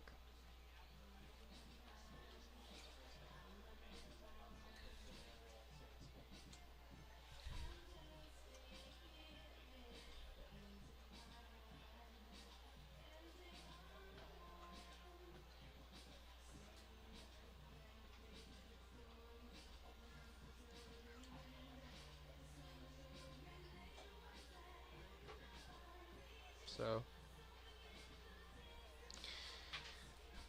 8:47. They started around 4 o'clock, just in terms of the game day. But of course, yeah, in my mind, Yeah. day doesn't start until Cropduster baseball starts. That's all I got. Of course That's all it there is doesn't. in the world. If that's your existence, it's far from the worst thing. Is it? Yeah, your existence could be the Gaithersburg Giants. Wow, well said. Could always, yeah, we're lucky. And for a time, you know, the Thunderbolts with 10 straight losses, but they are in a good position to snap out of that.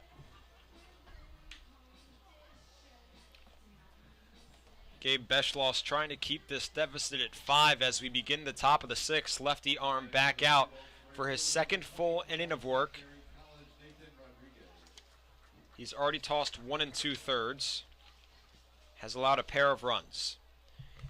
8-9 in top of the order, due up for the Thunderbolts. It's the righty Nathan Rodriguez leading things off. First pitch fastball high and away, 1-0. Beschloss just sort of continuing to struggle to get ahead. It's been the fastball. Falls behind in another count. Make it 2-0. We don't have the power to do it, but I wonder if Gabe Beschloss has recorded a 3-pitch strikeout all season. He likes to work, he's a thinking man's pitcher. Fastball up in the zone, swing and a miss, make it 2-1.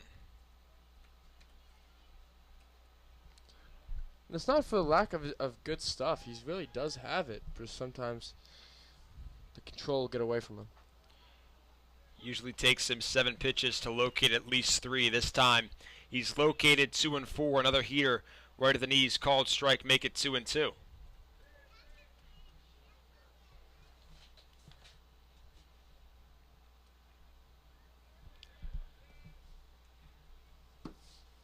Two pitch. Heater in the dirt. Ricochets off the backstop. Back to Hodges. He'll switch it out. Count full. 3 balls, 2 strikes.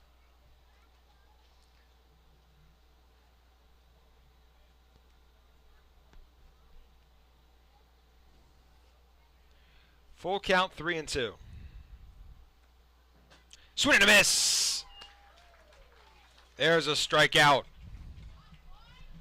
Rodriguez down. There's 1 gone. And a favorable matchup just in terms of how Cutney has swung the bat in this game. 0 for 2 with 2 swinging strikeouts.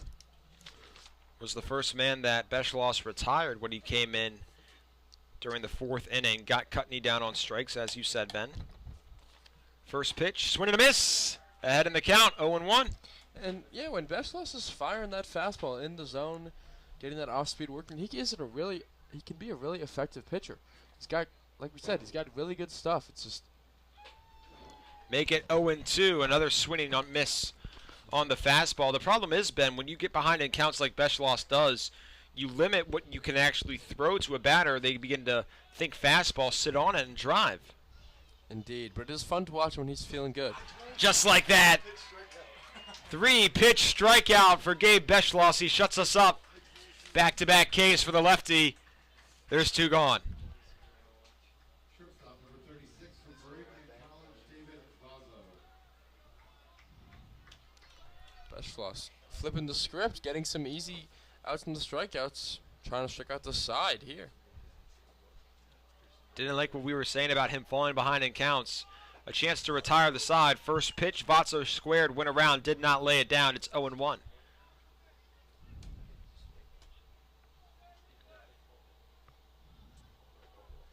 Off-speed pitch, tough to bunt. 0-1 count. Beschloss, curveball, misses out. Levels it 1 and 1.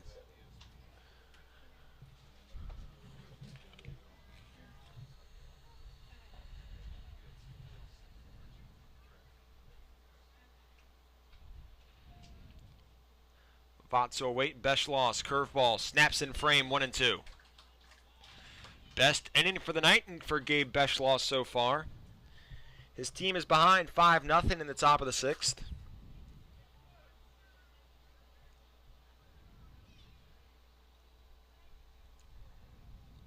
1-2 pitch. Fastball away, make it 2 and 2. And that's the main issue maybe for Beschloss. The inability to consistently finish that fastball. Often he's leaving himself a little bit open. He's missing the lefty's batter's box. He does it too much that it's not necessarily just a fluke. It is, maybe an issue that he could try to work on. 2-2 swing and a miss. He strikes out the side. Still a 5-0 ball game as we head to the bottom of the 6th. Cropdusters down to their final 6 outs.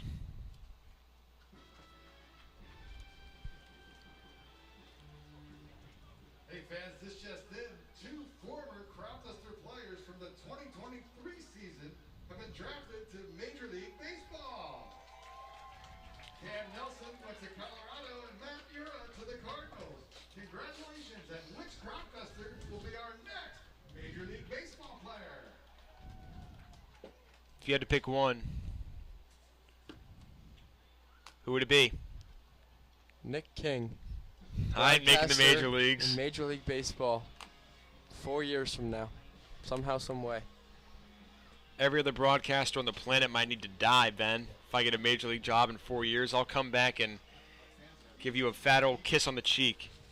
I'll be waiting. Expecting some seats when my good buddy Nick is calling games for the Nats. That might be a excruciating job for my heart and my eyes. Don't see this team being any better in 3 to 4 years.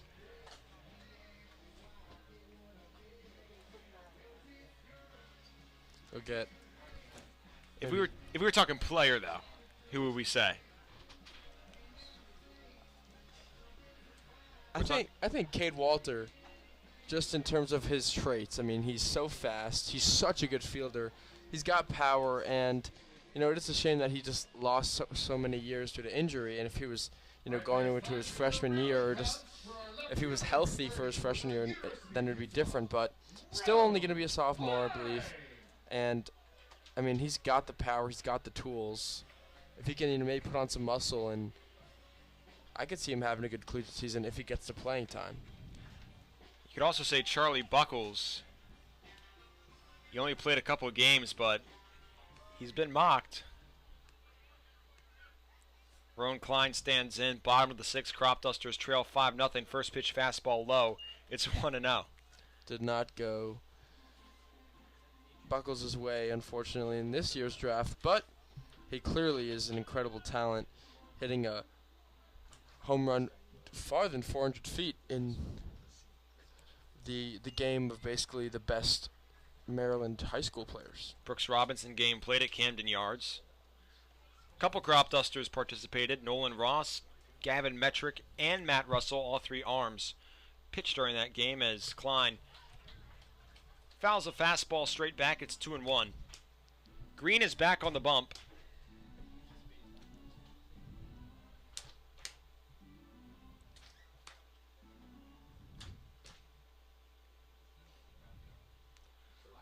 Two-one count to Klein. Check swing didn't go around. Make it 3-1.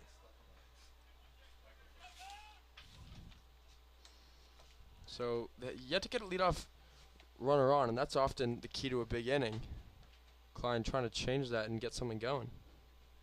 3-1, swing and a miss. Chase low and away, count full, 3-2.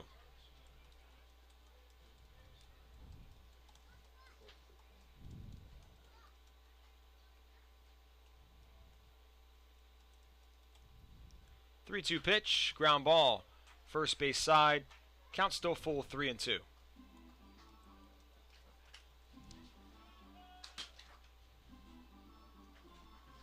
Klein staying alive.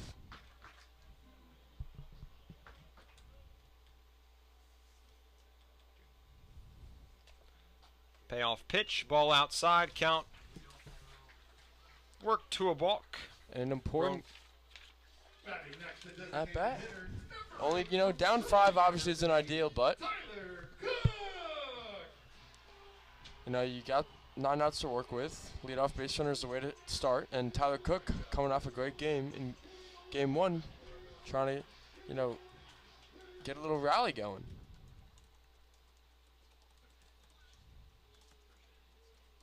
Tyler Cook stands in, first pitch inside, 1-0.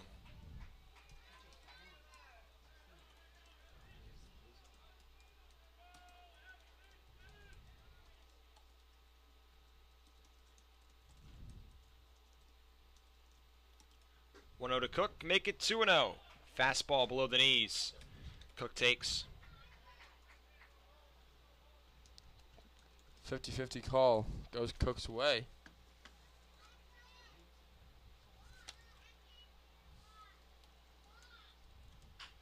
Cook rolls it over third base side, foul, 2-1.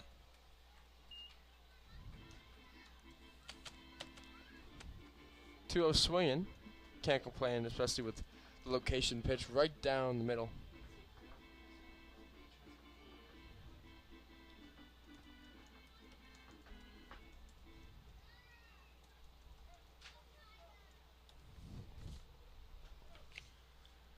Two and 1 to Cook. Klein on first. Breaking ball high, make it 3-1. Bullpen getting hot.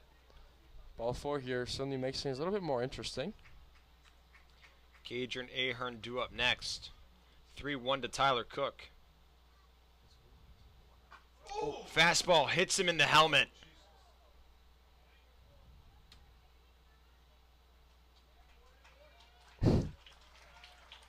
Cook draws a scary hit by pitch.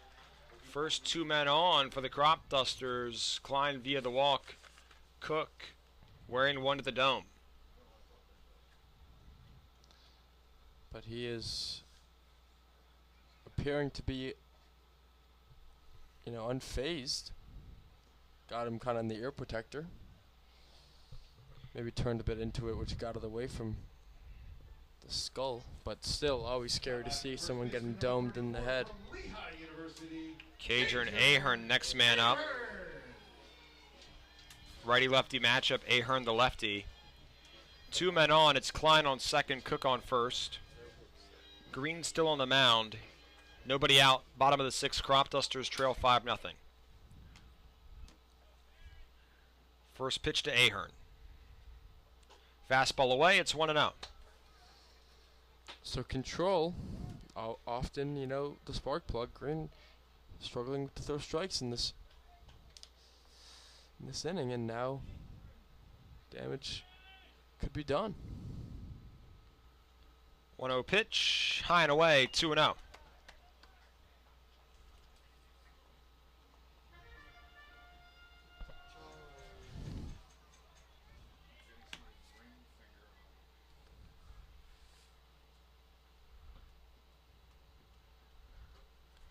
Three and out. Heater misses low and out. And Cropdusters just one pitch away from the bases loaded and nobody out. I mean, obviously down 5, but you get a base knock. And, you're in business. A big inning here. All you need is 3 outs to seal it. Ahern awaits 3-0 pitch. Low, bases are loaded. Klein on third. Cook on second. Ahern down to first. 9-hitter Will Hansen with a chance to make things interesting. And we're going to get a mound visit. Looks like we're calling an arm. Righty pitcher coming in for the Thunderbolts. Well, 6, 7, 8 in the lineup without even having to swing. All found their way on base, and certainly life here for the Cropdusters and Olney.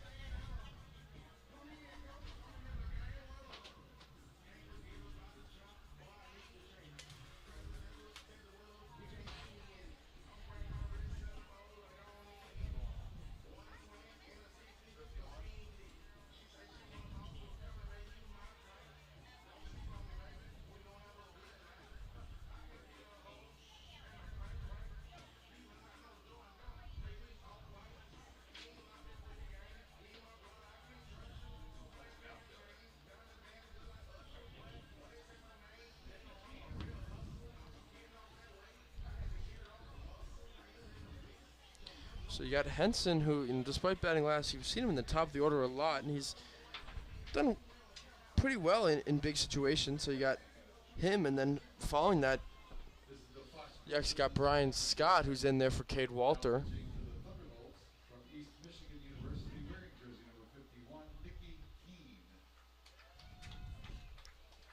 Nicky Keene in for Silver Spring-Takoma.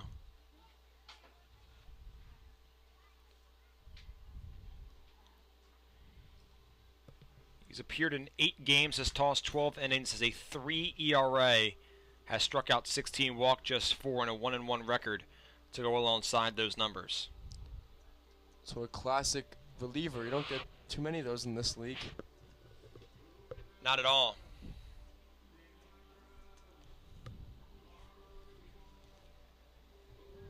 Throwing a lot of off-speed pitches in warm-ups, maybe a sign of what's to come.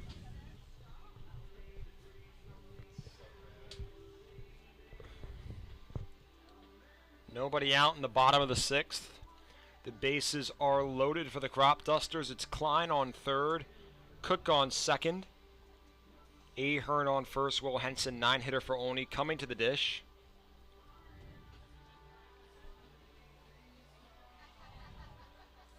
Nobody out.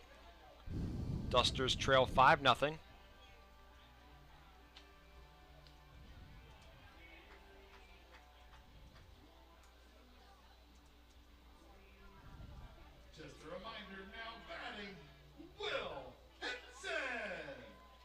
Will Henson stands in.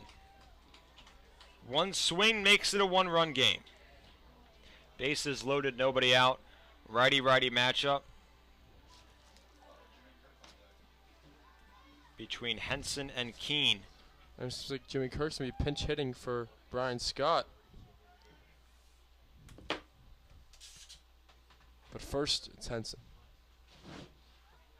First pitch, fastball low, it's 1-0. Of course, it doesn't replicate the same, environment, but just in warm-ups, saw Keene not necessarily pounding the zone. Doesn't always mean much, but something to think about. 1-0 to Henson.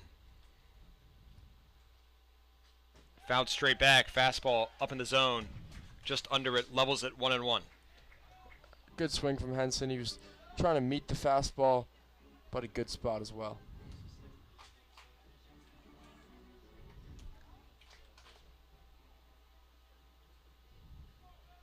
A ball and a strike to Henson. Keene set.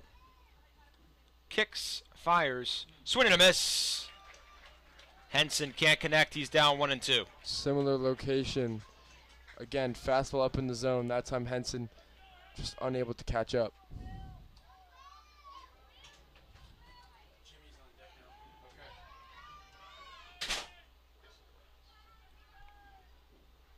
now. Okay. 1-2 pitch.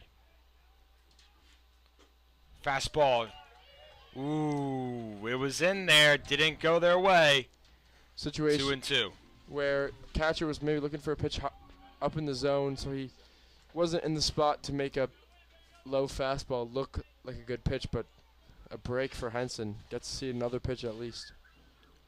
2-2 count. Keene fires. Heater. Low and away. Count full. 3-2.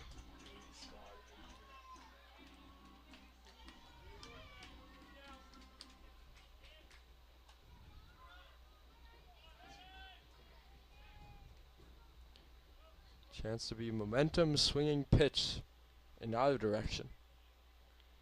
3-2. Ball 4. Run comes in to score. Cropdusters are on the board without even tallying a hit. In the bottom of the 6th, it's 5-1. They still trail by 4, but a big bat coming to the plate. It's Jimmy Kirk. One swing can tie it. He's done it before. Big Sid, we talked about how he was due for a big hit. He had a nice knock in game 1 of the doubleheader, but chance to have a much bigger one than just an RBI single. Could tie the game like you said. The Cropdusters again, sounds like a lot, but they take the lead. They just need 3 outs. Jimmy Kirk stands in. First pitch, fastball gets away from Bonnier. He corrals it. It's 1-0. Cook on third. Ahern on second. Henson on first. One swing ties it. Olney trails by 4 in the bottom of the 6th. Still nobody out.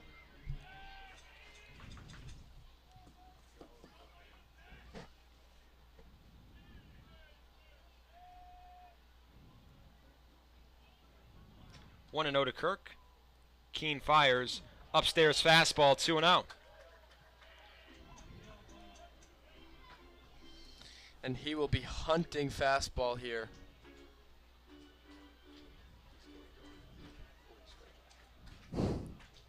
Two balls and no strikes to Jimmy Kirk.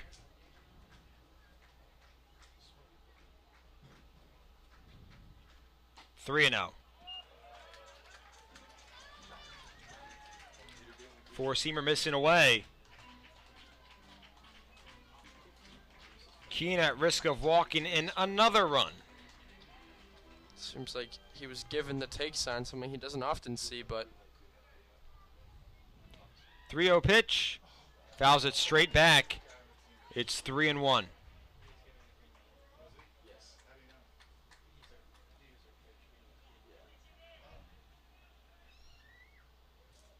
I kind of thought he put out a 1 for a take 1 pitch, but guess not. Kirk took a healthy swing. Fastball up in the zone. Try to knock it out. 3-1 pitch. Low. Another run walked in. It's 5-2. Thunderbolts lead, slipping away. We're going to get another mound visit. For a 7-inning game, Ben, this thing is really moving at a slow pace. And this is quite the the line so far in the inning. Klein with a walk, Cook got hit by a pitch, Ahern walked, and Henson on an RBI walk, and then so did Kirk. So everybody reaching via free pass.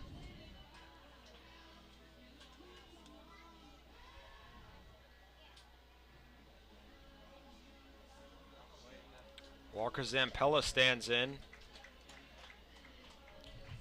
Mound visit over. Bases are loaded. Ahern is on third. Henson is on second. Coy Swanson takes over for Jimmy Kirk at first. He'll be coming into center field more likely than not. Yeah, and you know why not? He's got better speed and better. Yeah, so you're gonna put him in eventually. Why not put him in right now? First pitch is Zampella, fastball away. It's 1-0. It's ridiculous. This is quite the disaster for the pitching staff of the Thunderbolts. 1-0. Fastball low. Doesn't help that Keene is getting squeezed a little bit. 2 balls and no strikes to Zampella.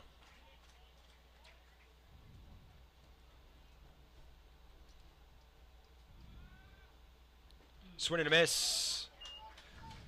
Chases a 4-seamer low. It's 2-1.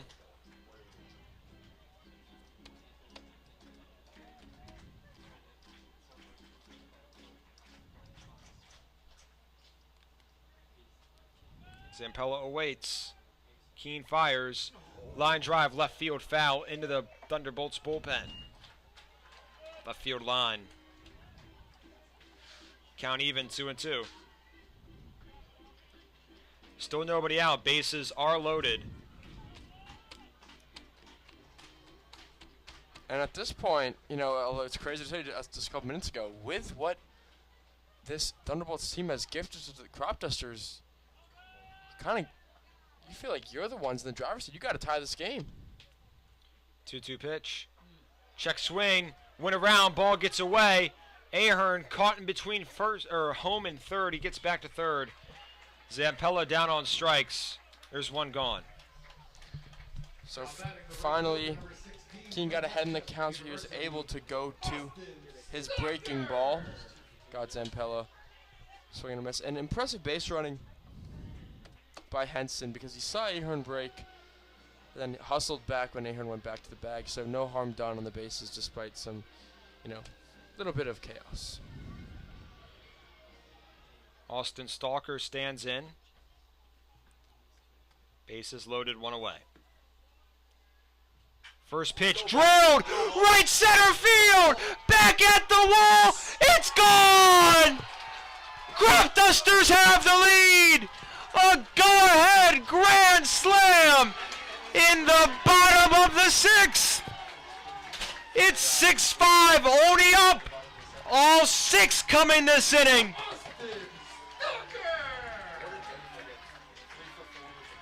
What a swing by Austin Stalker. What a moment. Down 5 and it was looking bleak.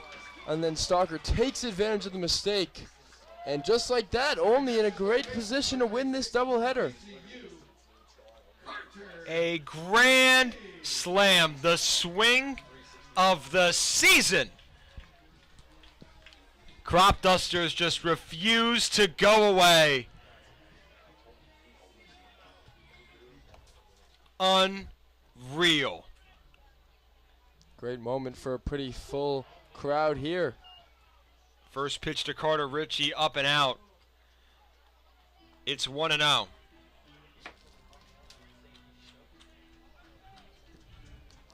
Only punishing the mistakes, and that's what they've done all year. When the pitchers have, given them an opening, they've taken advantage of it. 1-0 to Ritchie, make it 2-0.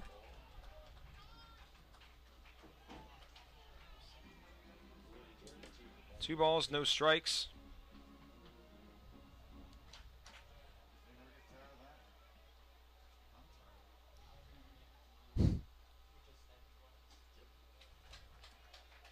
Richie takes a cut.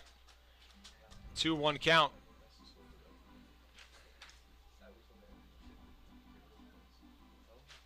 Cropdusters ahead 6-5. Bases are empty. 2-1 to Richie.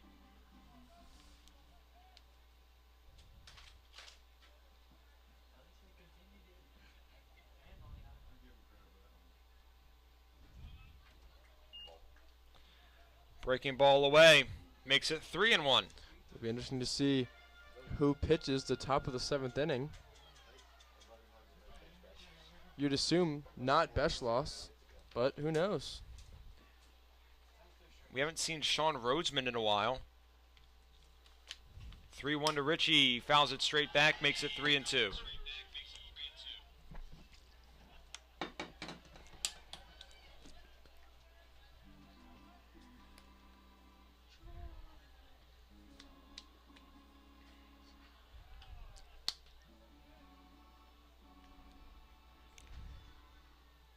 Three-two pitch with 1 away, nobody on. Olney ahead 6-5. Fastball high, Richie draws the walk.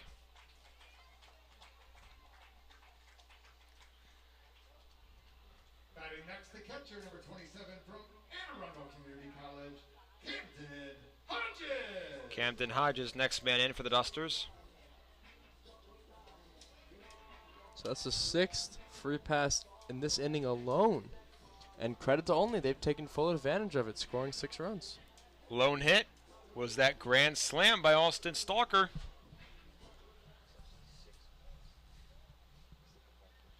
Hodges stands in.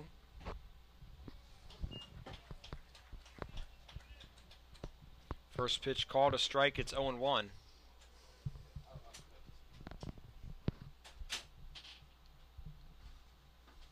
Swing and a miss, 0-2. So in both games this doubleheader, Olney putting up a huge inning late, whether it be to add a lot of insurance or, just totally turn the game on its head and take the lead. 0-2, swing and a miss. Down goes Hodges, there's 2 away. University of Utah, Bro Klein.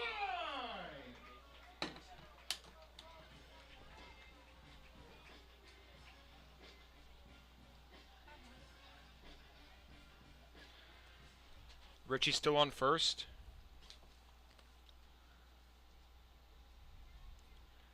First pitch to Klein, inside, 1-0. And another tough call in favor of the Cropdusters. Home plate umpires really squeezing a tight zone as Klein drills one into right field, base hit. Richie over to second, Klein now on first base. Tyler Cook comes to the dish for his 2nd time this inning. Now trying to just add insurance. Crazy Extensions didn't expect that I'd be saying that just a couple minutes ago, but what a moment. And Carter Ritchie just went to third base. Swiped third. And they're going to make...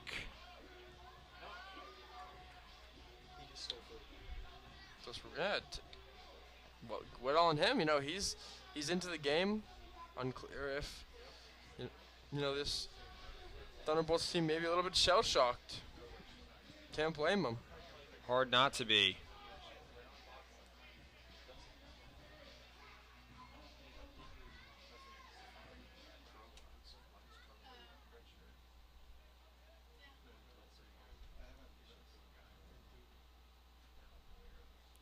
Pitch to Cook is fouled straight back, 0-1.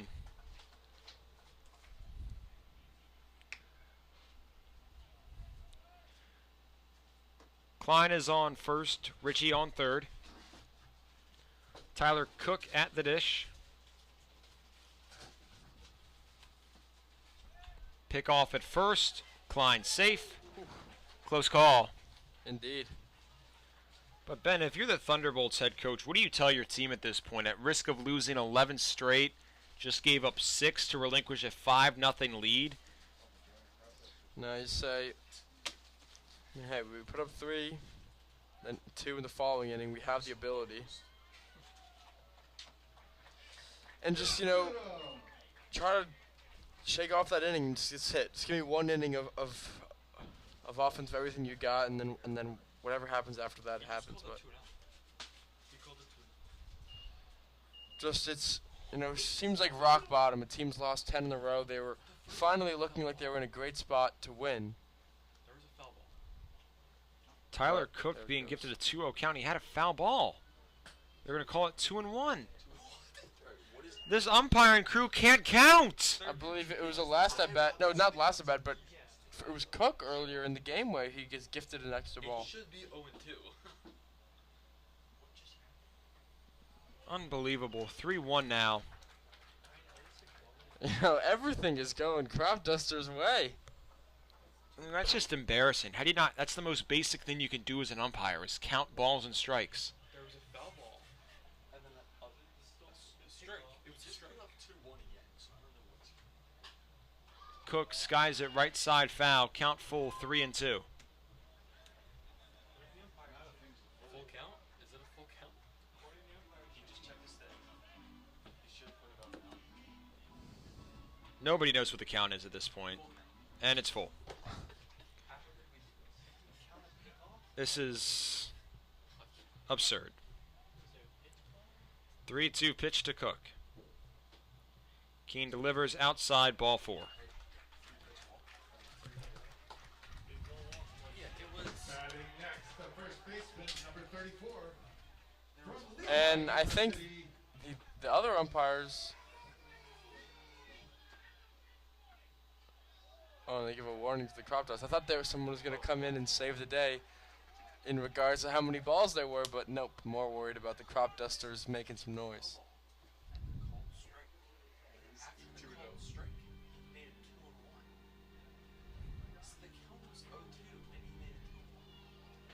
Unsure what issued the bench warning.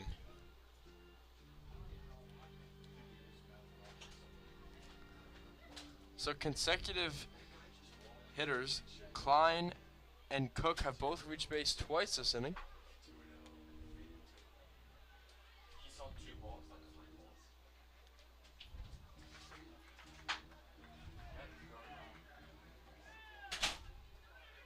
now batting the first baseman, number 34 from Lehigh University, Cajun Ahern. Cajun Ahern stands in. Bases loaded, 2 away. Cropdusters up 6-5.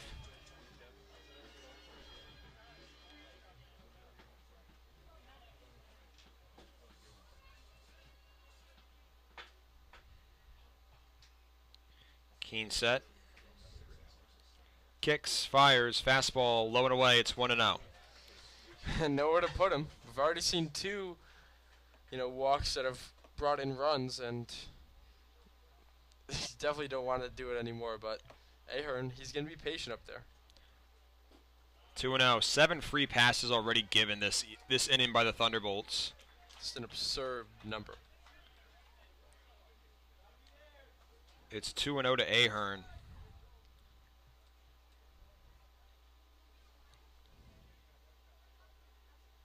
Pitch, swing and a miss. Make it 2-1.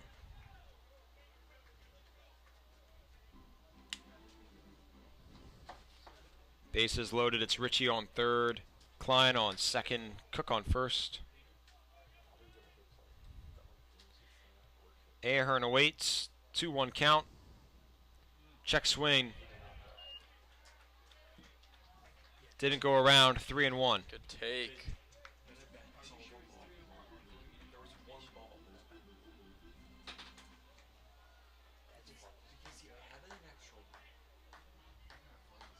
Forgot the pickles. And then 3-1 count. Ahern loses control of the bat. Swing and a miss. 4th time today that A swing has resulted in a bat getting lost. Didn't have that on my bingo card, happening 4 times. Maybe, you know, you'd expect once, but not even twice. And we've seen it double that.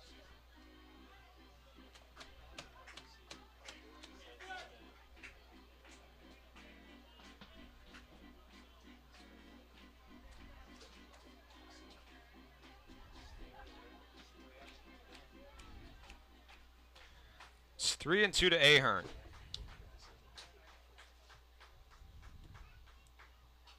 Fastball line straight back. We'll do it again. Ahern battling, similar to how he did in his walk. He's had a, you know, classic Cadron Ahern day. No official recorded at bat.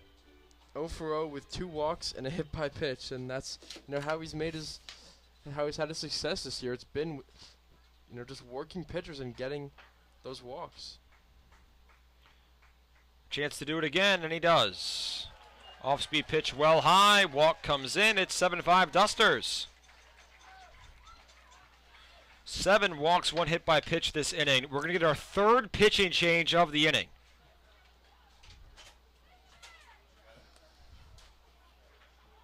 Man, oh man. Ahern, I mean, he's hitting 200, but he's got an on-base percentage when going into the game. It was already at 500. It's going to be even higher after that. So you can, you know, despite not really slugging, not really hitting, he's been a very, you know, successful player, and we've seen exactly why tonight. Great patience.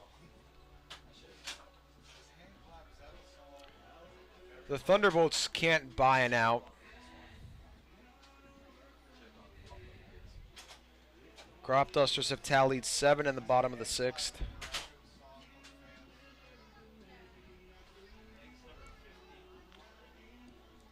And it's now, you know, reminiscent of game 1, just inability to get that last out and go to that, you know, the last chance to hit.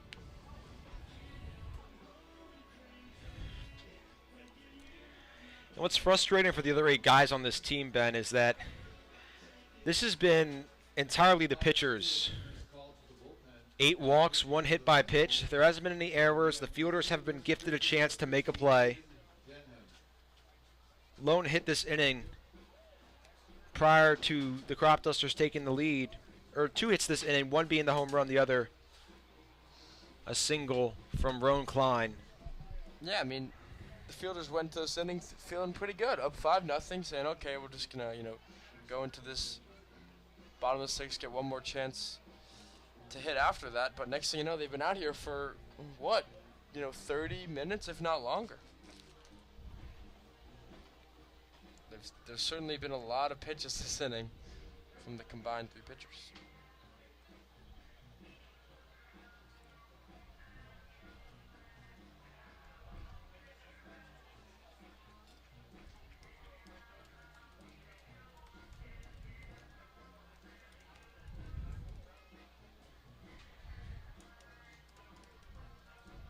Well, we've had a baseball full afternoon, and then into evening, excuse me.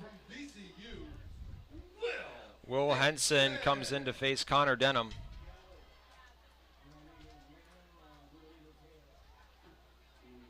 Or Aiden Denham, rather.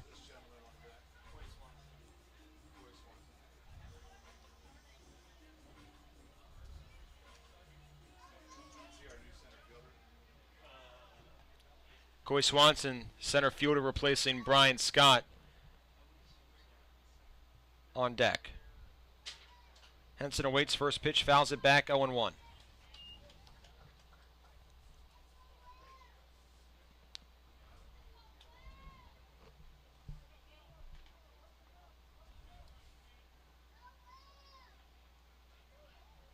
One to Henson.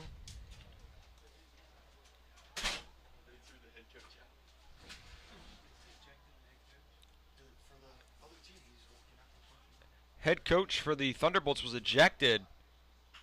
Check swing from Henson, ground ball, second base, Cutney, scoop, throw to first in time, inning ends. Not before the Cropdusters tally 7. They lead 7-5 as we head to the final inning, the top of the 8th. Wow, and Gabe Beschloss, after a long pause, is staying in this game. They're trusting him to get this victory. And Beschloss has been very solid tonight. He came in, tough situation, and didn't really allow much. He gave up a weak ground ball and then struck everyone else out.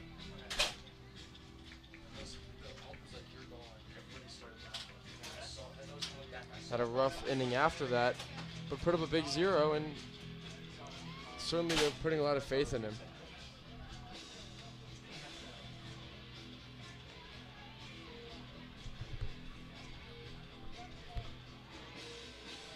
Cropdusters are hoping that Beschloss doesn't make this interesting. We've had enough drama for a game already.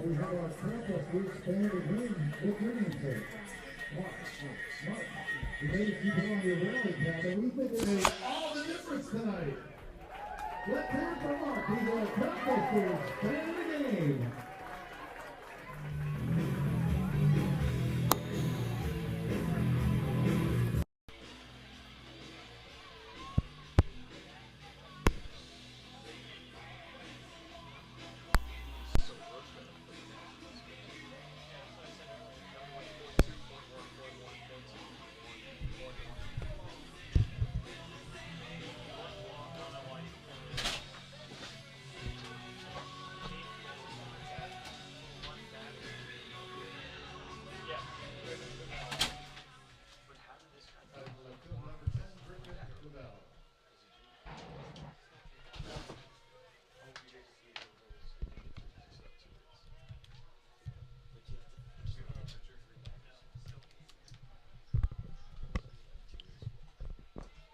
Top of the 7th. Sorry for the new angle. Camera's nearly dying after a pair of games. First pitch to Griffin Pouvel, 0-1. Make it 1-1. Off speed misses out. Not a bad pitch at all. And he's thrown 2 nice pitches since coming back in for the 9th inning. 1-1 count. Beschloss set. Kicks, fires. Fastball right down the middle, called strike. It's 1-2. Gets the call, and Beschloss doing a great job getting ahead, and that's when he has success. Simple as that. Time called.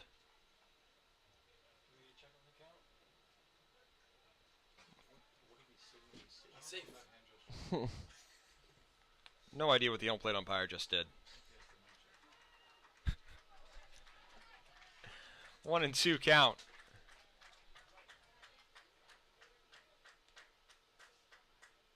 Swing and a miss. 4 straight Ks for Gabe Beschloss. There's one gone in the top of the 7th.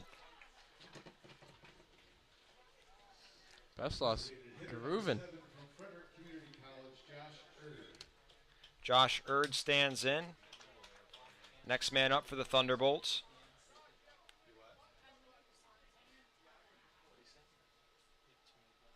Beschloss kicks, fires. Fastball high, it's 1-0.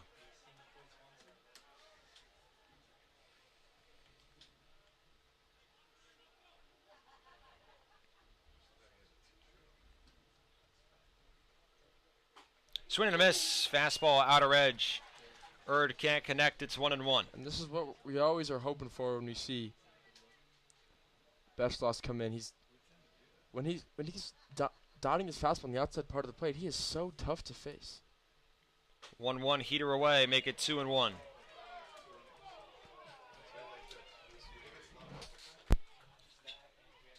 Fans didn't like the call. I don't know what they saw.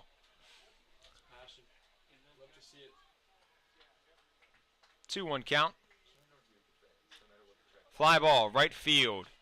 In comes Stalker, drops the ball. Not everything can go Austin Stalker's way. Hits a grand slam and then completely shanks one in right field. Leadoff man, or runner on with one away. Timed run coming to the plate in Braden Foster. It's a tough task. We saw him in left field. Now they're moving him to right, and he's earned himself some, leeway in terms of getting criticized. The man hit. Just in terms of win probability added, the biggest hit of the Cropduster season. Braden Foster, a chance to tie things up. First pitch fastball high. It's 1-0.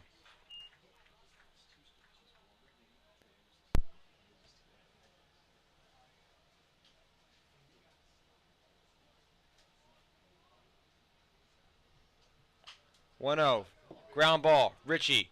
Throw to first. 2 gone. And Carter Ritchie, despite, being more of a catcher by trade, making a very heads-up play. They're not trying to force and get that, relatively meaningless run at second. Just make sure he gets the out. Still a 2-run ball game. Do not want to, risk putting the tying run on base by going to second. Tying run at the plate. 2 gone. Top of the 7th. First pitch breaking ball called, strike to Vance Bonnier.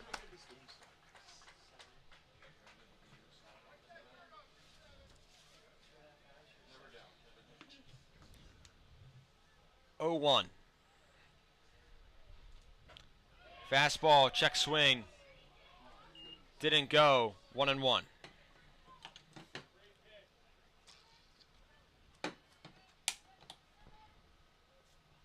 Beschloss set. Kicks, fires. Heater skied straight back. Make it 1-2. It's been a pretty crazy day for the Cropdusters, but they're one pitch away from sweeping a doubleheader that seems like they were going to be forced into a split. Fans on their feet. 1-2 pitch. Beschloss set. Bonnier awaits. 2 outs. Fastball high and away. Make it 2-2.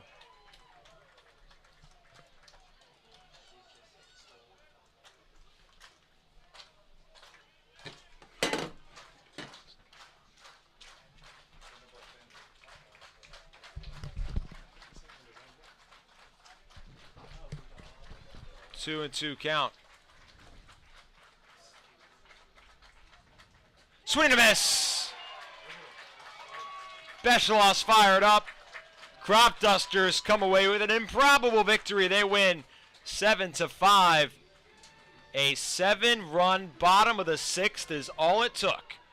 Olney walks away with a 7-5 win. Sweep the doubleheader against the Thunderbolts. They've now won 2 straight. Thunderbolts have lost 11 in a row. Olney back home tomorrow for their final home game of the season. 6:30 first pitch. Ben and I will be on the call, but until then, I'm Nick King.